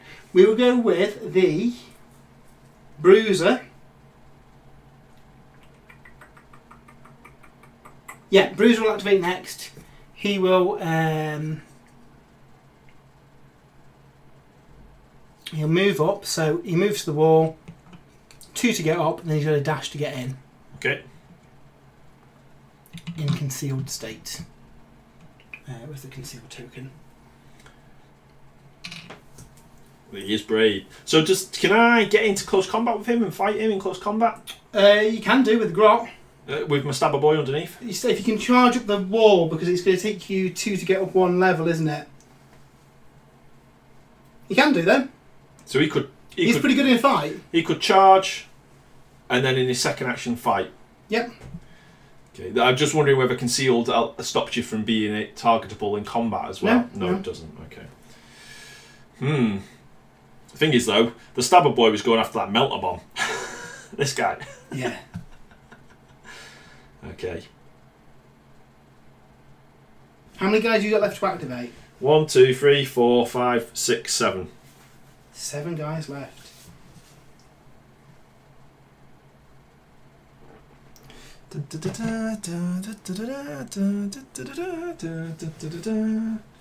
Okay.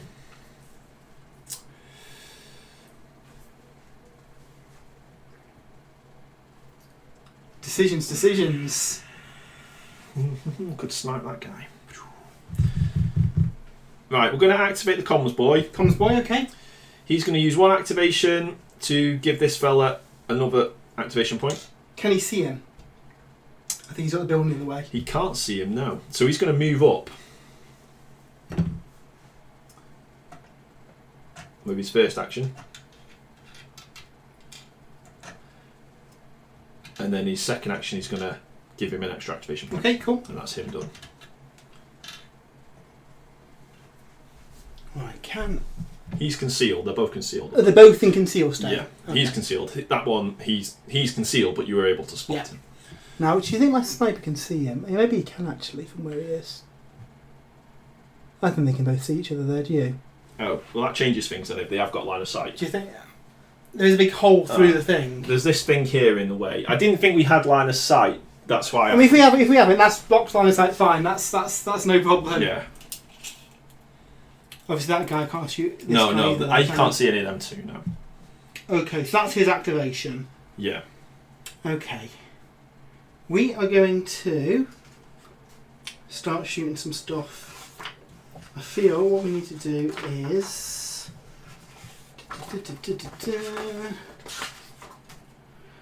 Sniper veteran. So he's got a silent gun. So he's going to shoot the grot. Oh, silent means you can shoot Silent means you concealed. can shoot concealed, yeah. Okay. Oh no, but he is concealed himself, isn't he? So I can't Yeah. see him. I can't see him. Oh, That's- silent means you can shoot while While you're concealed. concealed, Yeah. Okay, got you. Can he see him? Sorry, it's a bit hard for me to see with Yeah. this camera here. Can he see him, do you think? Or, no, probably not. And he can't draw line of sight to that guy either, can he? Okay. His sniper nest is a bit rubbish there, really, then. Okay, what we'll do next, then, is... Comms guy... I think we're going to have to move and get into a better position, to be fair. So he's going to drop down. He's going to stay in concealed.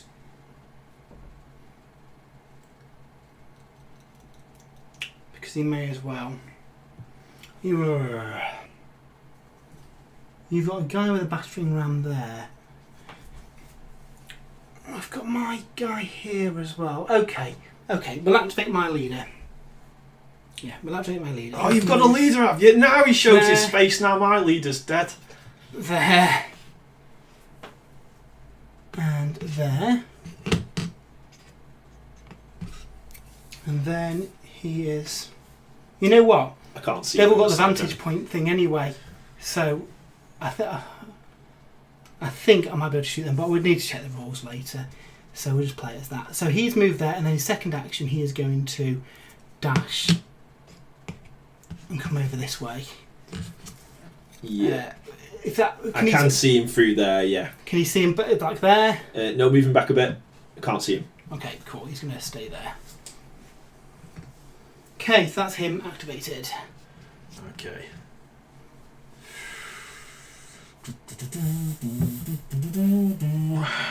Pika says, isn't it good to lock the melter dude in combat? I think that's what Jay probably wants to do. Yeah, I've got a stabber boy here that can go after the melboy. The thing is, these have all activated here, so I really wanted to leave the stabber boy till the end once these guys have gone, if you know what I mean, because then he's not going to get shot this turn. At Well, least. I have got Overwatch, don't forget, because you've got more models than me. Oh yeah, okay.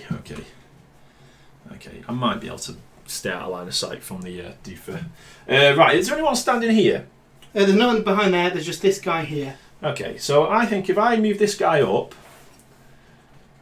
and then get a recon point for that. I I'm think. going to check the rules for the vantage point, Jay, just to...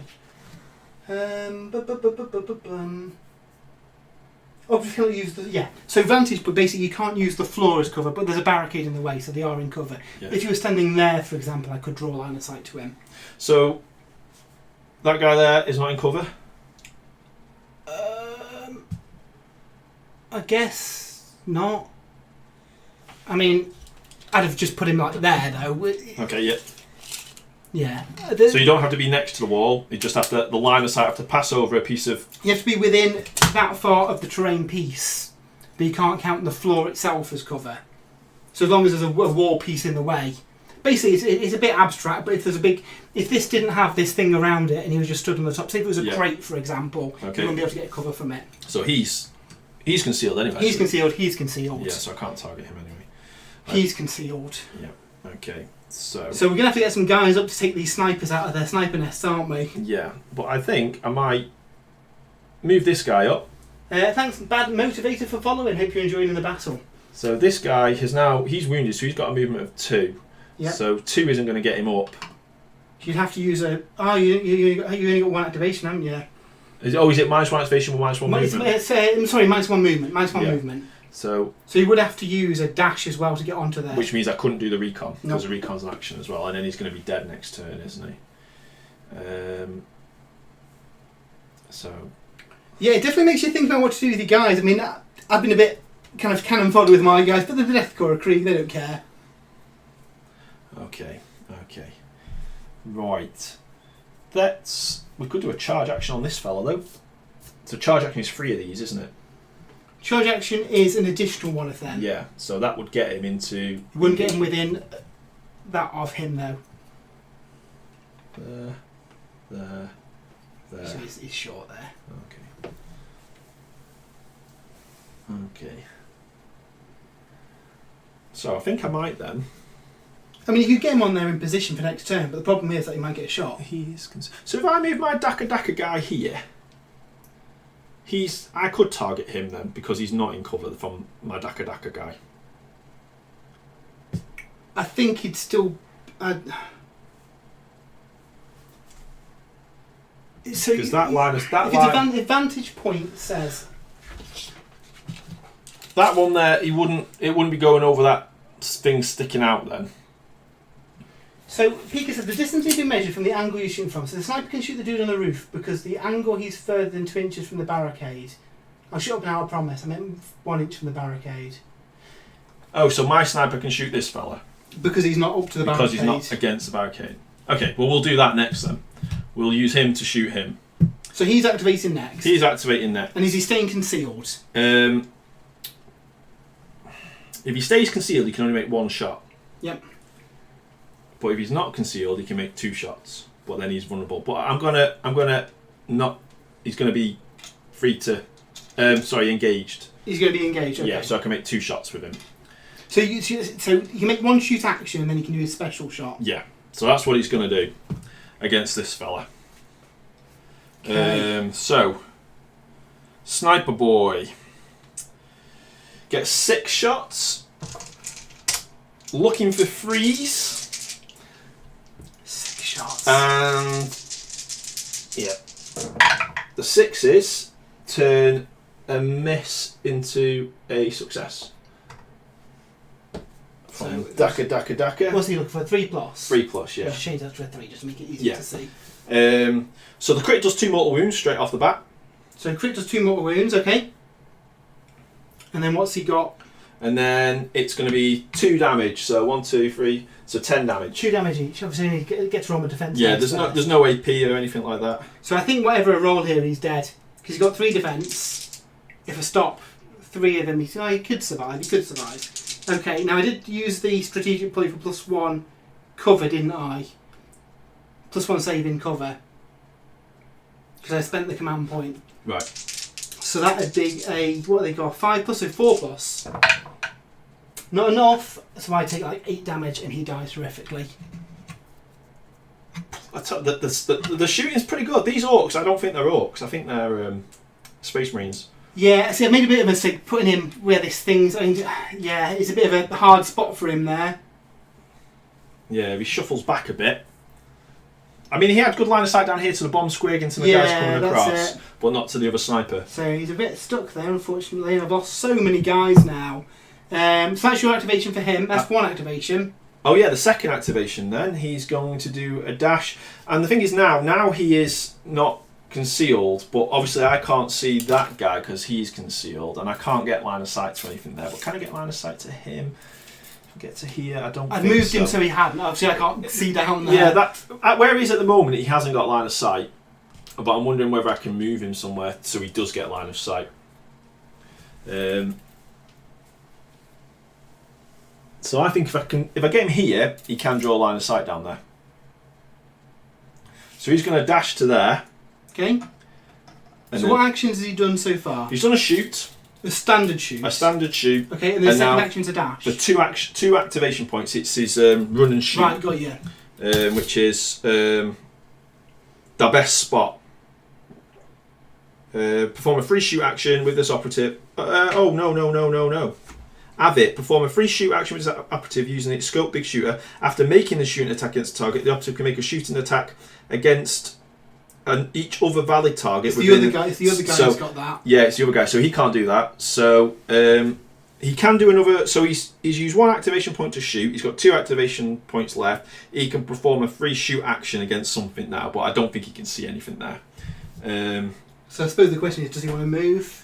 So really, then I guess the best thing for him to do was to stay in the concealed state and just do the best spot. But you didn't know you'd kill a guy, I guess. No, but I thought I could shoot again. But now I know I can't shoot again. I would have just done one shot. Isn't a separate action that you can take to make a shot, to make a free shot? No, there's the best spot, which costs 2 action points, which lets him perform a free shoot action, even if has a conceal order. So I took him out of conceal because I thought he could shoot once and then move and shoot. But got you. Well, he could have done that though. He could have done 2 points for that because he doesn't have to be in conceal to do it. It just means he can do it while in conceal. Yeah. And then make a normal shot. So he could have made it 2 shots. Yeah, he could make 2 shots, but he can't. Okay. I can't. So he's staying in conceal. He's in conceal now, but I can't make use of the second shot because he can't move to get line of sight. Well, he wouldn't be able to get a second shot anyway because if he's in conceal, he'd only get that 1 shot regardless. No, that would be. He's got 3 activation points. Yeah, but he can't make a shoot action while he's concealed. But that's what I mean. That's a free shoot action. Yeah, so that he can do while he's... Oh, I've got... That's what I mean. So that's the thing. If he's not in conceal, he could have done 2 shots. If he is in conceal, he could have done 1. So it would have made a difference because you'd have to choose, because if you didn't kill him, coming out of conceal would have meant you could have made 2 shots. Yeah, okay. So, yeah, he'll stay where he is then. He won't be able to get any more shots. Okay, cool. So that's him. You've got plenty of guys left, haven't you? I've got 2 guys down here, 1 guy there, 2 guys here. Okay. So, let's... This crow's nest that I've got here. So I think we need to get into position, but I don't want my sniper shot. So he's really going to have to stay there. So this guy's going to move. He can just hop off. And then move. And then he's already activated, isn't he? So he's going to dash in his final action. Yeah. Okay. Alright. I think I'm going to need some flamers over there. Burner boy. You've still got the guy with the knives as well, haven't you? The guy with the knives is there, but I'm saving him. So I think I'm going to move my burner boy out. 3 circles. 1, 2, 3, and then a dash up to there. And if I get him concealed this turn as well. Yeah, so he's going to go concealed, and he's going to do his move and a dash to there. Okay. Which changes into this one. I love these little tokens. These are really they're cool way of managing it. Yeah. He's concealed. Okay, now will I have line of sight from there? Yes. Okay. So he's going to activate into engage. He's going to move to there. And he's going to shoot you. He's on a higher elevation, so you don't get the benefit of conceal from him. So, can we take out... Is it a flamer, is he? He's a flamer. So, sniper gets 4 shots with his long blast. Hits on a 2+. That is 4 hits. Okay. So he gets 3 defense dice looking for 5s. So none. He takes 12 damage. Whoa! I think he's dead. He's dead. Okay, this is more like it. We've got some shots lined up. But that's his activation. It's your activation. That's good. That's good. Because this guy now can zip over there and recon that. Don't believe you can recon it while there's somebody within range of it. Ah, okay. Let me check that. Let me check that for you. So recon.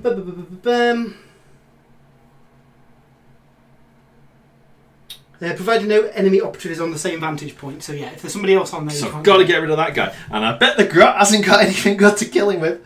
He's got a Grot chopper. Grot chopper. Okay, so we can get over to here though potentially. If you can see that. Yeah, can he get to that point there? Nope. No. Okay, so this Grot's going to have to go backwards to go forwards. Which he will. Yep. To that. But you can do each action once, don't forget. Yep. So that's his move action, and then he's going to do a dash action. It's dash action, okay. To get into cover. Okay, and he's still in cover state, isn't he? Yeah. There we go. Okay, so that's him done. That just leaves one guy left on my side. Which is the comms guy. So he really needs to follow my other fella, just so he can issue out these orders. So he's only got 1 action left. He's going to do a move action, just to put him round here, within range of my guy. And he'll be in concealed, because why not? So he can really stay, yeah, there, concealed. And that is all my guys done. Who have you got left to activate? I've got 1, 2, 3. But you don't get an Overwatch with this one, because you went first. No. So I've activated all my guys. If you activate someone, and then it would be my turn to activate someone, but I've got no one left to activate, I can do a So I would have got another activation last turn then? No, because I didn't have things left. It's only if the opponent's got things left to activate after the one they've done. Got you. Okay. So if you would do 2 in a row, I'd be able to do it. So you're going to get 3 Overwatches now? Potentially, if we've got people who can shoot. And I have got a few people who might be in position to make shots as well now. Okay. Okay, so we're going to go for this guy. He's going to go concealed. And he's going to move, dash to there. Yeah, to there. And that's his. And he's concealed now. Oops. There we go. Okay. So he's concealed. But obviously that barricade's in front of him, so this guy would be able to shoot you. Yeah. Which I'm going to do with my Overwatch shot. Okay. So, do I shoot him or him? He's got 4 wounds. Yeah, he's going to make an Overwatch shot against him. Okay. So that is a spotter. He's just got a las gun. So 4 dice. We have reroll 1's order on. So 4 plus, 5 plus because it's Overwatch. Yep. It's 1 shot. No ones to reroll. So 1, 5 plus. So he gets 3 defense dice. Does the defense dice, does that stat go down? Nope, that doesn't go down. Okay, so he's looking for 5s. So he's okay. Yeah, so he saves it. Okay, cool. So it's your next activation. Next activation. So each guy can only Overwatch once as well, so he's done his 1 Overwatch he can do. Okay.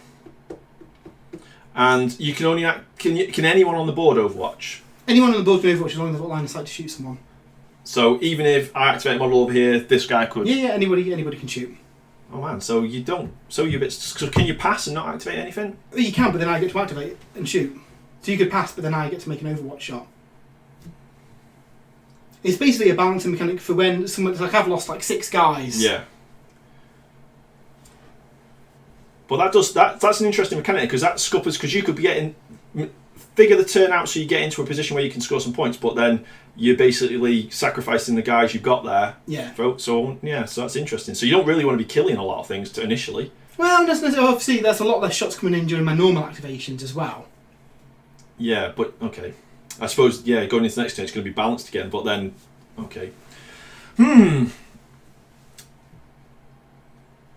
So we need to probably. So he's not concealed anymore, is he? So I could probably get some shots off at that guy then, maybe. Let's have a look. So Pika's pointed out, free action still counts as performing the action. So anything like that, so you wouldn't be able to shoot twice with anything like that. You do that. It's instead of. Okay. Thanks for that, Pika. You've clearly read the rulebook in more detail than us. So, if I can get my Daka gun here, I can shoot him. So my Daka gun then is going against your sniper, I think. Daka boy, so what's he got? Daka, perform a free shoot action and a free dash action with this operative in any order. So yeah, look at that rule that Pika just pointed out. You wouldn't be able to do a shoot on top of that. No, so I will. I may as well do a move to get him into position so that he can do that shot and then dash back into cover. So I'm going to move him to here. Yep. Then he's going to do the 1 AP Daka to perform a free shoot action and then a dash action. So he's over to there and shoot your sniper. Yep. He gets 5 dice. He's looking for 4s. Ooh. Only 2 hits. Okay, There's no AP or anything special on that. Cool, that's good. My sniper might not be dead here. Sniper gets 3 defense dice. We're looking for 5 pluses, 4 pluses because he's in a piece of cover with me stratagem that I used earlier. Saves 1 of them. Do I use a command point? How much damage do these do? These do 3 damage each. That's quite a lot of damage. I'm going to use that last command point to No, I'm not going to use that command point because you've still got your stabby guy, haven't you? Yeah, so he takes 3 damage. He takes 6 damage from 2 hits. What? No, yeah, but I save 1. Oh, sorry, yeah. Yeah, so he takes 3 damage, yeah? Yeah, 3 damage, yeah. So he's got 4 wounds left. And then this guy dashes back into cover. So he makes a dash. Okay, so then I can make a Overwatch. Can I see your stabby guy with my melter? You can. I'm going to shoot him with that then. Yeah. I think he's within that range, but I don't know where he is. He is within that range, yeah. Melter's going to shoot you in the face. Obviously it's -1, but this could be a turning point here. Yeah, well, that's a tricky thing to manage there because I've sort of shot my own. I think the trick is not to get ahead of yourself killing models, maybe. I think it's a bit like Blood Bowl, it's picking the order to do things, isn't it? These are only hitting on 5s though. Okay. But obviously, yeah, that could be pretty brutal. So I'm going to. You've got no command points left, have you? I've got no command points, no. So, I mean, you take 4 mortal wounds anyway from that, from the 6. Okay, Slasher Boy, so he's got 6 left. I am going to use my last stratagem to... I've got reroll 1s anyway. So that doesn't hit anyway. I'm going to use the command point to reroll a dice and hopefully get another 6. So that does another, 4 mortal wounds. So that takes him down to 2 wounds left. And then you've got your defense roll to make then. Obviously I've used all my command points now though. So he gets 3 defense, looking for 5s. Well, he's looking for 6s, isn't he? He cancels 1. Yeah, but he takes the damage from the other one. So that is 3 damage. We'll kill him. Lesson learned. Oh dearie me, that was close because I was fearing for his life when he was going to charge next. So is that all your activations then with him? That's all my activations, yeah. That may have turned things a little bit there. Dearie me, that was a bit intense. So that's the end of the phase. Have we got any objectives that we can win here? Not for me. I really need to take this objective for my thingy. We've got... How many people are with it? Okay. Maybe. I don't think I'm going to get many points there, Jay, but I might get some lucky ones at the end. So that's the end of the turning point. So we roll off a priority for... Nobody scored any points that. So it's still, what, 1-0? 1-0, yeah. And we're moving on to the 3rd turning point. So we roll off 4 initiative. 5. 1. Yeah, I'll have that. You can keep it. Right, can I cause some damage? Now, these are a bit cagey with each other at the minute because there's a bit of a scuffle over the scenery there, isn't there? So, yeah, let's flip these over and then we'll think about which stratagems we're going to play. So we get a command point. Yeah, we get a command point. I'm going to give an order. reroll 1 seems such a good order. I'm going to do that, and again, my comms guy is going to relay it to everyone. Seems a really good combo, that. Obviously it costs me an action point, but that's really all the guy's doing. So that's my first one I'm doing my order. Are you going to use that command? And this is where it's hard, because you've only got 1 command point now as well. Yeah.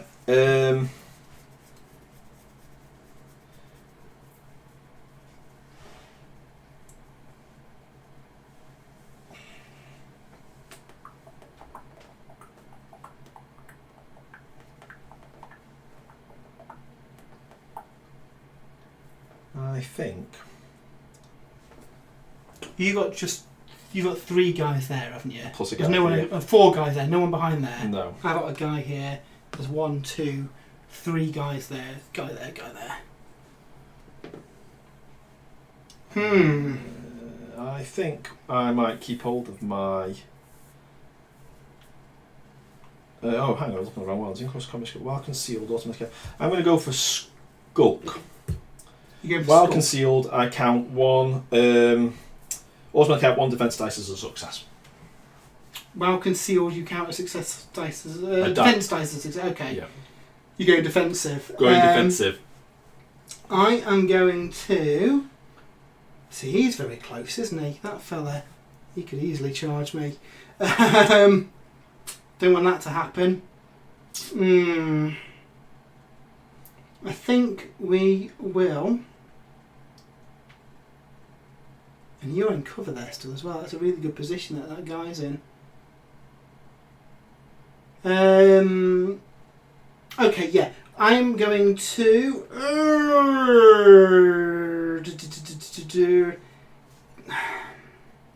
going to keep hold of it. It might be important in a fight to re-roll the dice. Okay, so my activation first. Who on earth am I going to activate here, Jay? I can get 2 victory points. You can also get 2 victory points. It's tricky, this. It's tricky knowing what order to do things.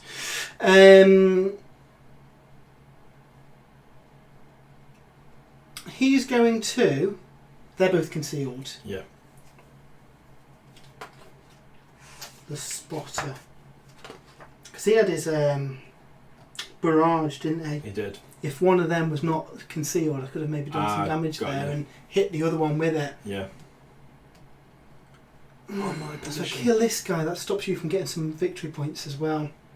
And I can draw. So, okay, so he's gonna have to go. Okay. Engage. First action, gonna make a shot against you. Okay. So with his las gun, we've got reroll 1s on. So hitting on force. That's 2 hits. Nothing special, unfortunately. You get 3 defense, don't you? Okay, so we've got my Skulk on, so while concealed, I want to count 1 defense dice as a success. So what happens here? Do I roll them? So choose a dice while as you conceal, does it say? Yeah. Like a conceal marker on you? Yeah. Skulk it is. I think it's the Ork one. Skulk. Let's see what that is. Skulk about.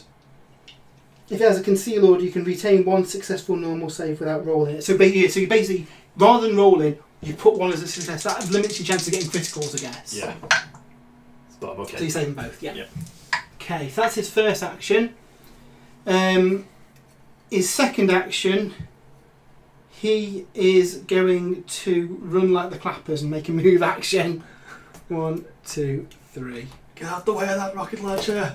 And that's him. Okay. Okay. Cools. Okay, so I'm going to activate this guy then before he dies. Yeah, just get the objective. He's going to move. He's got 2 of these now. So, yep, gets him to there. And then he's going to get the points for that one. So it's that's 2 points for 2 that one. points for that one, yeah. So it's 3-0 to the Orcs. Okay. Okay. My activation. Going to activate this guy. He is going to go into cover. Into conceal. Yeah. He's right near the edge, so his movement can get him there, and then he's going to do the same and get 2 points. Okay. Hopefully, he lives a little bit longer in conceal, because at least your guy can't shoot him. No, not while they're concealed, no. This is the guy I need to kill next. Yep. So yeah, your activation. Okay. That sniper made himself visible? No. Has that melter made himself visible? No. But if I move, he will be visible. So if I go into unconcealed state... Actually, I could do it with this guy first. So this guy... I've got to shoot that melter guy before he shoots me. The melter's only got a range of that, by the way. Ah, okay. That's interesting to know then. So... Right. And we've only got one more turn after this as well. Okay, so he's going to not. He's going to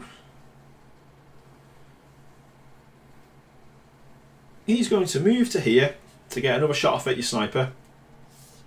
Okay, yeah. Then he's going to do dash, so he gets a free shoot action, And then he can dash back in. So it is 5 dice.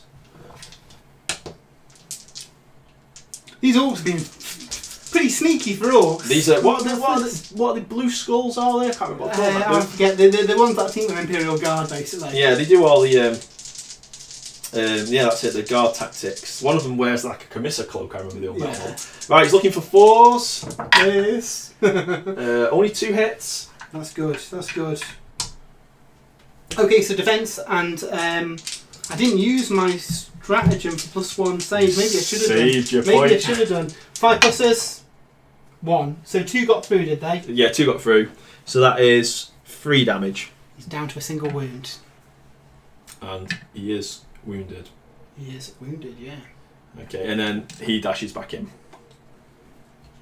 Sneaky orcs. What madness is this? Okay. So, the sniper really can't see anyone. Now I could move him there and then draw a line of sight there and take that guy out, but does that accomplish anything? Maybe it does. It gets a guy off the top. But you've still got your guys on top to go, haven't you? You've got your stab grot. So maybe we'll go with the leader first. He's going to go 1, 2, 3, and then dash to be out of line. So he's out of line. It's like those 2 guys, I can't see anything there. Yeah. The rocket guy might be able to see them. Oh, can he? Do you think he can get there and not be seen? Yeah, if you come here, you'll be okay. I can't see you. Cool. So yeah, so he's going to move there. That's his activation. Okie dokie. Right then. Now then. Yes, okay. If I move my rocket guy here, I think he can see your sniper dude. You can't see him from where he is, unfortunately, so you don't get his rerolls. So he's going to move to there. Yep. And he's going to shoot your sniper. Shoot my sniper. Don't let me down now, rocket boy. He's only got 1 wound left, hasn't he? He's only 1 wound left. Yeah, you could kill the sniper potentially. Just need him to go. Just need him to get out of here. So I'm looking for 4s on 5 dice. 2 of them got through. AP 1. AP 1. Okay.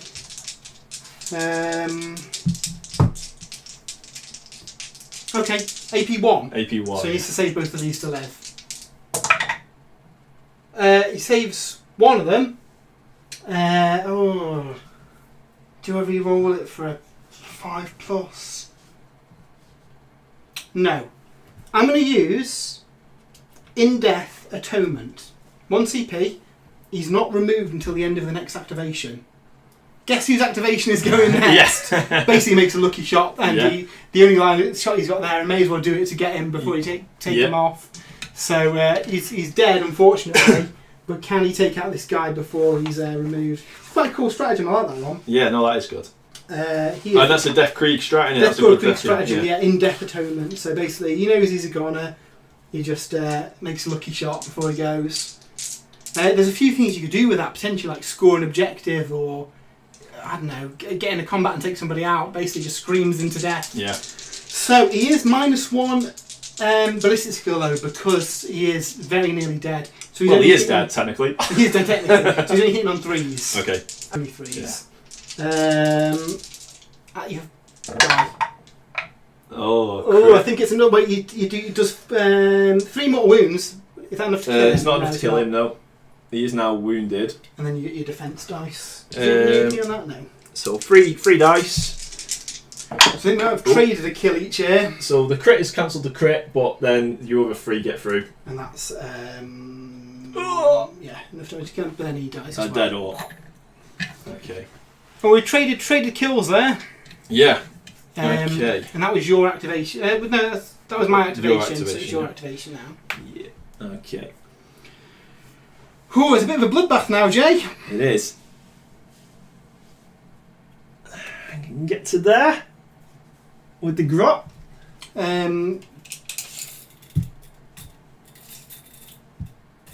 Yeah, you can. Obviously, you can't capture it because there's a guy within the. Oh, he's not on the vantage point, so we could, yeah. Do it quickly. That's 1 move, and then it's an action point. Is it to capture it? To yeah. recon it. So we'll and do that's that. 3 points. So that's 6 points. Obviously, he is. Is that 4 points for that one? There. 3. 2. 0, 1, 2, 3. Got you. Okay. So yeah, you're on 6 to my 2. 6 to 2. So I need to catch up here a little bit. I can potentially take this guy out though, which is good because he's annoying me. So we'll go with my comms guy next, who hasn't really. Comms guy's only got 1 action. Oh, of course, because he used his doofer to. Yeah, to put the order out to everyone. Comms guy. Do. Okay. That's a shame. What we were. He's going to have to go up there. He's going to go into conceal. He already is conceal. And basically you can go, wow, there. He's a bit exposed, but... Well, he's concealed, isn't he? So I can't get him. Well, the grot can get him, potentially. The grot can get him, but I don't know. Yeah, if he hadn't done that order, I could have maybe shot him there, but unfortunately, he's had to use that to give the order out. So that's my action. Now, I've got to be careful now, because you've only got 1 thing left to activate, haven't you? Yeah, but 1 thing left to activate. So once I activate someone, you'll activate someone, then I'll activate someone. And I'll get to Overwatch. Because you've got no activations after that. So he's safe anyway, because he's not been spotted. Yeah, he's concealed, isn't he? Yeah. Unless he comes out of conceal. So... Gargamel says, just jumping in, sorry if you talked about this, do the rules feel clunky or complicated? I was hoping for a faster paced game, but it doesn't look like it. I think really it's just because it's the first time we've had a full game of it. Yeah. I think you'll get a lot quicker. There's a few things that we got wrong in the rules, and that's why it's taking a little bit longer. There's a lot more to think about, I guess, because you've got all the different activations you can do. Okie dokie. Right, so I think we're going to have to do the comms guy next. Let me update the scores on here as well. So, Jay is on 6 points. And I am on 2 points. So, I mean, I can potentially get back some points here. But I'm going to have to be careful because I'm running out of bodies. Yeah. So what we'll do is we're going to move this guy. He's going to go down with all of his moving and his dashes. He's not going to do anything. There's no. So, and he's still concealed, is he? He's still concealed down there. Okay. Okay, so that's him. My activation, I guess. And I've just got the melter left, haven't I? Yeah. Okay. He is going to. Well, I think to bear in mind, obviously my concealed guys aren't going to be able to overwatch. Oh, he can. Of course, yeah. He can go there. So it's whether I just try and get to you. Because the problem is with the melter, I've only got that range, so I don't think I can get anywhere near enough to shoot you this turn. No. Now I could go concealed and hide behind some cover. Is there anything there I can hide behind that way, really? The sniper sort of parallel pit, yeah. So I mean, you can go into the building if I can reach it. is there space there? Can I get like behind that wall? You can get to there, yeah, if you've got with a move and a dash, definitely. Yeah, he's going to move and dash in conceal, just to get safe behind that guy. Okay. I think really that's all I can do there without him getting shot. Yeah. Right, so that leaves my sniper, who He's got limited options, unfortunately. yeah.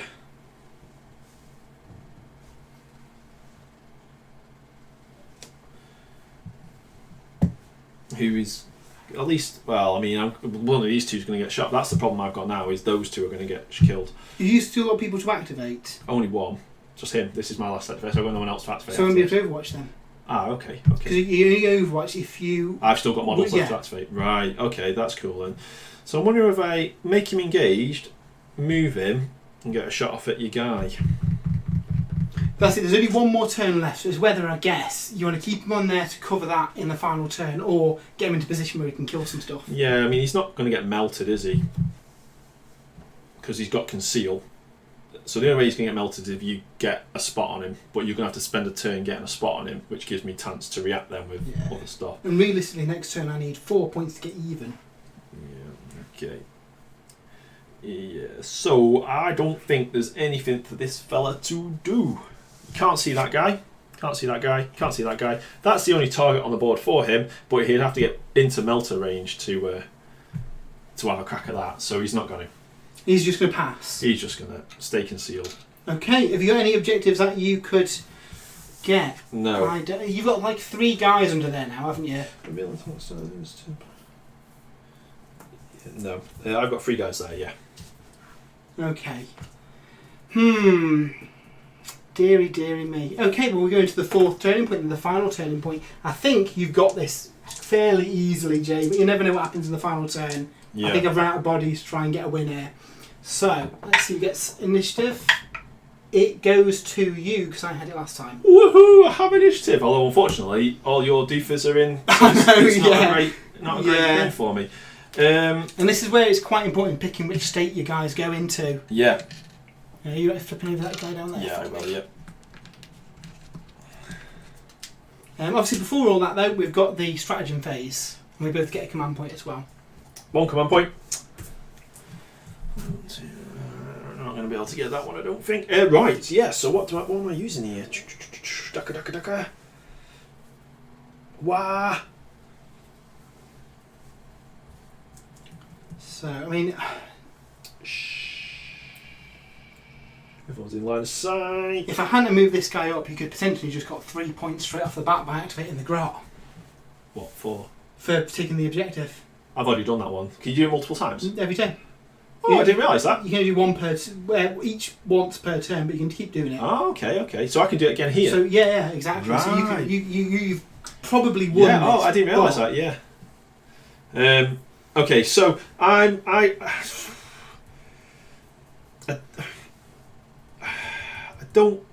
think I'm just going to skulk again for mine. That's your defence. Which gives me the free defence, yeah. Which is pretty good, to be fair. Yeah. Problem is, I don't think I can take you down. So really, I'm gonna. And the problem with the order as well. My guy's over here, so it's only going to be this fella up here in the melter who gets it. Probably still worth doing it. So he's going to give an order for reroll 1s. Yeah. Okay. So it's just going to be on these guys though. Yeah. Where if you would have been in range of this guy, you could then transmit it to everyone. I understand. Right. Yeah. So that's mine. You haven't got any command points left, have you? No. So I'm going to... do I give an order or just leave it for a reroll?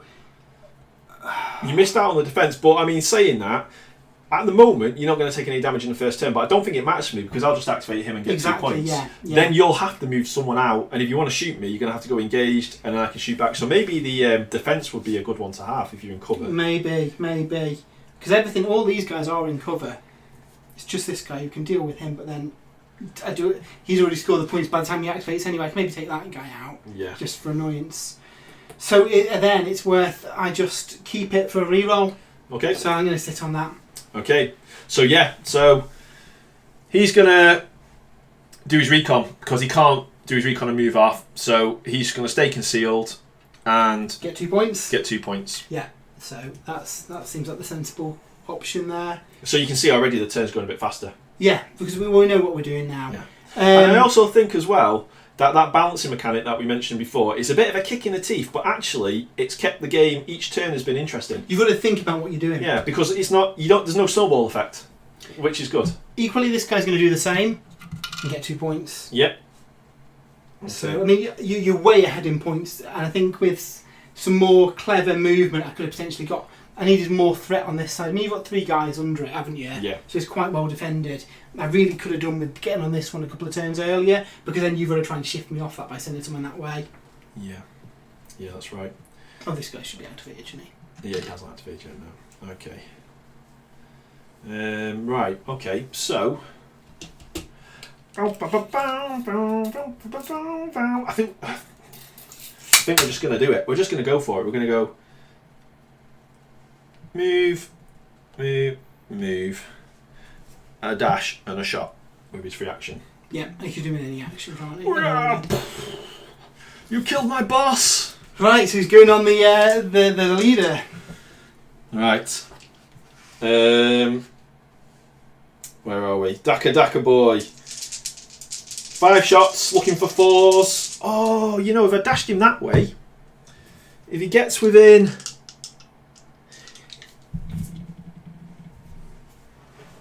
Right, who is he? Yeah. Right. What are you up to? I can use one of his abilities, see? If I go dash, dash, dash, then a square dash to there. Alright, he's in melter range, but he's also in his unload slug range. Is that a separate ability? It's a little star on the special rule on the attack. So this Daka dash means make a free shoot action with the and free dash action with this operative in any order, and then the unload slugs. Each time an operative makes a shooting attack with this weapon, in the roll attack dice step of that shooting attack, if the target is within this, which it is now, reroll any or all of those dice. Oh, cool! Yeah, that's really good. Right, so he's looking for 4s. Oh, what a roll! They do mortals, do they? No, they just do 4 damage instead of 3.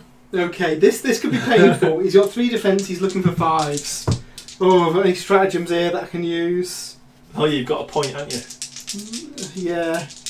I mean, he's going to get melted off the board next turn. Oh, no. He's how much damage is that? More than 8 damage. It was 2 crits, which is 8, and then another 6. Poor guy explodes. What a brutal... This has been a brutal game. Both of the leaders down. Yeah. So, I mean, I can't win, but I can get some vengeance. Or can I? I get 3 points for that one. That puts me on 7. And then it's down to the secondaries, really, isn't it? Which I don't think I've actually got any of. I'm still in the running for 1 secondary. But... So... No, I'm going to activate this guy next. His first action is going to be a shoot against that guy. Yep. Yeah, he is going to do that. So he is a spotter with his las gun. 4 pluses. I've missed a trick. I've not read my rule properly. Oh no, reroll 1s I had issued. So that is 2 criticals and a standard. Yeah, I've not read... Me blow it up, I thought I could only do it while there was no enemies. But you can, as long as there's no enemies within circle. So you could have blown it up. I could have just blown it up. Oh well. I didn't... right, so what am I doing here? So defence on the grot. On the grot. Do you know what defence the grot's got? Oh, it's not bad. 3 defence. He counts 1 as a success anyway. So it cancels that one. And he gets 2 dice left. And he needs the 6s. So hold on, because you might want to use 2 successes to cancel a crit. Yeah, but my skulk, well, I can see a lot. Yeah, so 1 counts as a success, so I'd leave it in the portal you've rolled, because you get 2 successes, you might be able to cancel out a crit. That doesn't make a difference anyway. How many wounds has he got? 5 wounds. Worth a shot. But yeah, so it's always worth keeping in mind that you can use 2 standard dice to get rid of a critical. Yeah. It might leave you badly wounded, but those critical do a lot more damage. Yeah. So, well, he's dead. Cool. Yeah, because obviously I would have done that before this guy went. Misread it. And then his... but then that guy'd still be alive too. He would still be alive, yeah. But the victory points would have been mine. This guy's got a second action. Now, is there anything he can really do here? I don't think so.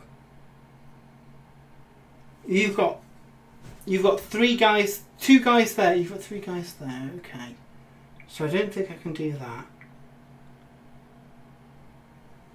He's just going to move Jay under here, Okay. so he can't be shot. Yeah. Okay, that's his activation. Okay. So you've got 2 guys left. 2 guys left. And I've got two guys left. Yeah, but both of your guys are untargetable. Mm-hmm. Unless you can get in a position to shoot them. Oh, of course, I could shoot him, couldn't I? Yeah. Because I've got the vantage, so I'd ignore that As long as you cover. can draw a line of sight to him. Yeah. But then obviously if you're drawing a line of sight to him, it's probably from there, in which case you're on a vantage point as well and you're exposed to me. Can you not see him like that? You got half. I can't see that side of the board. Yeah, he's got half base He sticking would have out. stayed so he was as far into things so he didn't get Right, shot. so he's out of line of sight completely there. Okay. Obviously if you move there you could, but then you're exposed as well. Yeah, no, I can't see him there at all. I could only see him because you had half a base sticking out, see, but I didn't. I thought you were just going to go up against. No, I was going to move. No, that's fine. Yeah, so he's it makes sense. Yeah. So he's in there, so that's okay. So he's not a target. So I'm going to activate this guy next then. And he's going to go. He's going to move up. Okay. With his 1 action, and then he's going to give this guy with his 2nd action another activation point. Okay, cool, and that's him done, is it? And that's him done. Okay. So then he's concealed. He's in the concealed state, so I think he should be safe from over that side because of this wall. Yeah. But obviously, if you can get round here, you might be able to get it. Yeah, and like that guy, if he can get far enough, but the problem is my melter's only got that range anyway, hasn't it? Yeah. So unless I can get to like there, which I think is a bit of an ask for him, he's going to struggle. So what we're going to do, and he's concealed as well, isn't he? He's concealed, yeah. Unless I can get to there. Yes. So he's going to activate next. And he's going to go move. Active. And shoot you. Okay. Might not kill him, but if I do... Well, he's wounded. know, He's wounded. So it's, there's not a lot I can do to score points. So if I can kill some bodies, I might be able to get some secondaries here. So he is the comms dude. He gets 4 dice, looking for 4s. 2 hits. Do I re-roll 1? Yeah, I'm going to use my last command point to re-roll 1. Okay. 3 hits. Okay, so I've got 1 success. And another success. So 1 goes through for 2 damage. Oh, my other arm! Unfortunately, doesn't kill him though. Orcs are hard to kill. Yeah. Right. So that just leaves your sniper, doesn't it? Yeah, who has got a bead on you through that gap there. Okay, I thought we weren't drawing that. It's fine. Take the shot. It's fine. Are we treating that as blocking line of sight completely? Because earlier I think my guy could see through the little gap, but we said we're just... This thing was in the way, but that's Okay. fine. No, we'll treat that if you want to block that all off. Just take that's the okay. shot, it's fine. Take the shot, it's fine. There's He's got this in the way as well. Oh, he's not concealed though, is he? No, he's not concealed anymore. But that's cool. No, if you thought that was line of sight, we'll play that as line of sight blocking. So this guy's really can't really do much. He's going to get melted in the face next turn potentially. So we're going to have to see whether he can survive a melter shot to the face. You can't get shot by him. It's not in range. All right. Well, there's nothing I can do then at this point. So So really, all this guy can do is... melter my Daka guy. Ooh, where is he? I can't reach him. Move out and shoot you. Oh, you're not moving that token. And yeah, he's going to melt you in the face. And this is your last activation. It's my last isn't it? activation. So this is the last activation of the game, isn't Yeah. it? So the gunner, with the melter gun, he gets 4 shots. We are looking for 4s, re-rolling 1s. 3, no criticals though, so that could help you.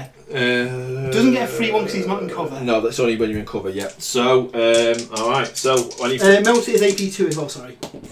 So he's dead then, isn't he? No, he's safe. Stops 1. Oh, 5 plus 6. No, I don't think. I think he's got a 5 plus 6. What is he? Madaka one? They do 6 damage each. Unless he's got 12 wounds, he can stop 1 of them. Yeah, no, he needs a 5. So he has been evaporated. Unfortunately, I don't think that gives me any benefit though. It's close, it's close. So at the end of the game, you've got 8 points. Let me update it on here. You've got 8 points to my 4. So unfortunately, I couldn't quite get enough points to get a lead there. And there were some silly tactical things, and I think we both got a couple of bits wrong at the start of the game. It was the first game, wasn't it? It was more of an example of how the game plays anyway. Yeah. But where the game could swing, however, is in the secondaries. So, Seized Ground, unfortunately, if that guy had died, I'd have been able to get the extra points for Seized Ground for having this objective. So I didn't get that one, unfortunately. Likewise, you didn't get to bomb that one. And again, it's a case of, you could have potentially done it. Yeah. Then I guess that would have changed the order over here. Yeah. So, it's one of those, isn't it? So my first one was Boots on the Ground. If I've got more friendlies within enemies within each drop zone, I get a victory point. Now, unfortunately, I've got more on this side, but you've got like 2 guys there, haven't you? Is there a third guy somewhere as well? No, just 2 guys there. So I haven't got more, so that's a shame. So I haven't got that one. And my other one was Glory and Death. If I've got more victory points, but I've got more guys dead, I get some bonus victory points. Oh, right. Based on the main objective. So obviously I didn't have that anyway, but it's quite an interesting one. That is a good one. Flavourful. Rack up the points and then just send the Krieg off to die heroically. Yeah. So I had the challenge one. Which you couldn't do anyway because the guy died. I couldn't do because you killed my knob. I had the blow it up, which was an option for me. So potentially I could have got that one. And I had get stuck in, which is at the end of the turning point, excluding the 4th, if there are 4 or more friendlies within the enemy drop zone, within a pentagon of the enemy drop zone. Which is quite a distance. Yeah. You score victory points. But I was only I only ever had 2 people up that side of the board, so. So yeah, no, it's good. The scenery setup made this one hard. And someone mentioned in the chat earlier, there's an example of how not to set up scenery, and literally a block in each corner is one of them. Yeah. This is one of the example ones that we did. I imagine once we've got, because that made this sniper game through here quite difficult because we literally both had guys on the corners. Yeah. Some of the other missions, you've got big structures in the centre and you're working your way across them and up to them, which potentially makes things a bit more interesting. Objectives-wise, it's a quite straightforward one. And what do you think of the game, Jay? There's a lot of things I really like about the game. So the first thing I really like about the game is the fact that each model has its own unique set of abilities and weaknesses and strengths. You've got the mobile grot, you've got a good sniper who's got some unique mechanics when he's shooting, you've got that Dakka guy who can, almost like an Eldar, move in and out. Yeah. So you've automatically got a cool sort of tool set of different, you've not just got 5 Space Marines that can all do the same thing, which is what I didn't like about the original Kill Team, where it didn't feel like you were controlling a warband of specialists. That's the first thing I really love about it. The second thing I really like about the game is these states, concealed and engaged, and how you can use them. I mean, there's so many different ways you can use them. So obviously engaged is where you get your damage done, but there's still some models that can do damage even in a concealed state. You might want to have a model in the concealed state, but then activate it later in the turn, so you're getting all the defences of being in a concealed state, but then once the enemy has activated some key models on their side, you can then make him engaged and start doing damage. So I think there's a lot of strategy involved in when you activate a model. Who spent a lot of time running away from missiles, if he'd have got up here early, kept an eye on that guy, stayed in conceal so you can't shoot me, and then the rest of my guys could take out the sniper, which caused no end of problems for me, that guy. Yeah, that's it. You've got that flexibility to hop out of those states during a turning point, during a turn, and I think there's going to be a lot of strategy around that. Which models you activate when you switch them states. You may start off the turn in a certain state, but not necessarily end the turn. That's it. Yeah, I mean, there's a few things that you pick up after playing a few games as well. Like the rock paper scissors thing at the start, where I mean, I got a throwaway barricade, but potentially a dash for one of your guys can mean that you can climb up and do an action rather than having to spend a dash getting to it. Yeah, especially if you consider what tactical operations you've drawn as well. Yeah, it's worth saying as well, in match play you actually create a roster of 20 operatives, and then once you know what the mission is and what the board looks like, you then make your kill team out of that, which is really cool. Yeah. In what's it called, Spec Ops, the Crusade equivalent, a little bit different. You'd start with, say, the guys that we've got here, but then over the course of the campaign you can recruit them. And I think that's the best way to play. That's what we're going to play, really isn't it? Yeah. You get equipment and upgrades and stuff that you can give to your guys. Obviously, you'd have to do injury rolls to see if all your guys die as well. You know, it's been a fairly brutal game for the two of us. There's a lot of things there. I really like it. Someone mentioned it seemed a bit more cumbersome. Honestly, I think it's because we're playing our first game and on the stream, and like I can't get over this side of the board because there's a big camera on top of me. It reminds me a lot of the learning curve of Infinity. Our first few games of Infinity took like 4 hours because even though you're only controlling a certain amount of models, you're only playing over 3 turns in Infinity. It's just getting your head around, because there's a lot of thinking about which order you activate models in and that sort of thing, and that can add a bit of delay to people's turns. However, I think now when I play Infinity, we're rattling out a game in an hour and 15 minutes, so you're going to reduce the time. Yeah, I think laser pointer is probably good for line of sight. Like this situation here, either define. I think by the rules, if you can draw line of sight through it, you can. Yeah. But obviously, it's a bit hard to when we've got the camera set up to get down to kind of like model level and see. Yeah. And again, like I say, as per the rules, you probably wouldn't have this here. A better setup would be, for example, if you move things off here, you probably want something big blocking in the centre, and then your guys have got to get up and get onto it. I don't know if people have seen on the video as well, all these scenery pieces actually lock together, so you can make a biggest kind of scenery piece in the centre. So you could have that in the centre, a load of scatter kind of round it, and then you guys have got to get up, and you can't really do that sniper game we did in the last one, because then you've got to make the decision: do you skulk around the edge, do you go up and commit onto the top? One trick they use in the Infinity terrain setup that might work quite well is that you can never draw line of sight from one deployment zone to the other. So the line of sight from one deployment zone to the other is always blocked. So you have sniper alleys and choke points and things, but never from the deployment zone to deployment zone. So I guess that as well will come with experience, where you get used to how you set the terrain up to get the best game. Exactly. So if we show this to the camera, so that's the mission that we did, which again, it's not ideal. You've got kind of sniper points on the corners, but if you go to the next mission, you've got some big blocky ones in the centre and kind of dead space here, so you guys want to start moving up and getting into that cover. Yeah. You know, that's a good layout. Again, dead zone around here.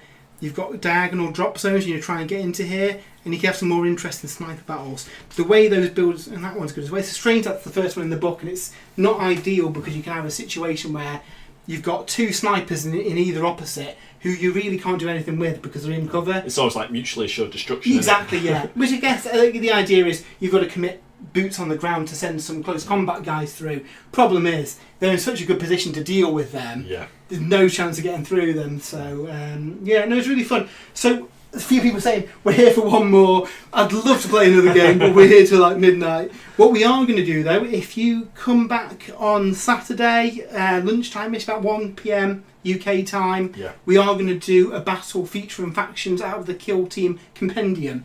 Fortunately, we can't share any details until Saturday, but on Saturday I think we might do, Custodes versus Gene Stealer Cults, maybe, something like that? Custodes versus Gene Stealer Cults. The other one I think maybe Tau, because they've got quite a lot of variety in the warband, but I think I'm going to try Custodes. Custodes, yeah. I want to see that, because I mean, that when you were able to Overwatch in turn 3, was it, I think? Yeah. And that really put me on the back foot. I was not expecting that, because I'd managed to work models into good positions ready for their next activations, only then to see them sacrificed because I'd killed Moyers. And at first I was thinking, that's a bit straight, but then on the whole, it meant going into turn 4, I wasn't just steamrolling it. Yeah, it's a really, really clever balancing mechanic, isn't it? Because it represents your guys are suddenly against the wall and just taking pot shots at stuff as they're starting to panic. So overall, the net effect of that is you're going to get 4 exciting turns, hopefully. Yeah. But it's only our initial impression of the game, but I can see that's how it worked. I really loved the rolling dice against each other. Now, we didn't see any close combat, unfortunately. No, we didn't. So I mean, we've got time. We'll show off what the equivalent close combat would be. I'm going to grab my bruiser, Jay. Shall I grab one of your guys? Do you want my knob or do you want my stabber guy? We'll get the stabber guy. So this is, let's get the camera down to a cinematic position. We'll show off how combat works. So basically, it's quite different again. And we've seen that shooting in Kill Team is different than shooting in 40k. In Kill Team, combat works quite differently as well. So what happens is that you both get a number of dice equal to the attack characteristic of your weapon. So my guy is going to use his trench club. It's a shame it's not a shovel, but we'll go with that. Maybe they'll get an upgrade at some point. That'll be like a Crusade relic. Yeah, exactly. So he's going to use that. How many attacks do you get with your weapon that you use? So I'm using my twin choppers. He gets 4 attacks and he has the relentless rule. So relentless. Let me check the quick reference guide in the back.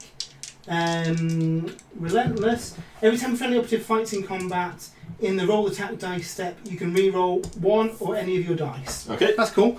So the way it works, we both roll some dice. So I've got 3 attacks with my bruiser, with his trench club. So we'll go with that. And he's got stun. Let me just check what stun does. That might stop him from doing stuff. Stun is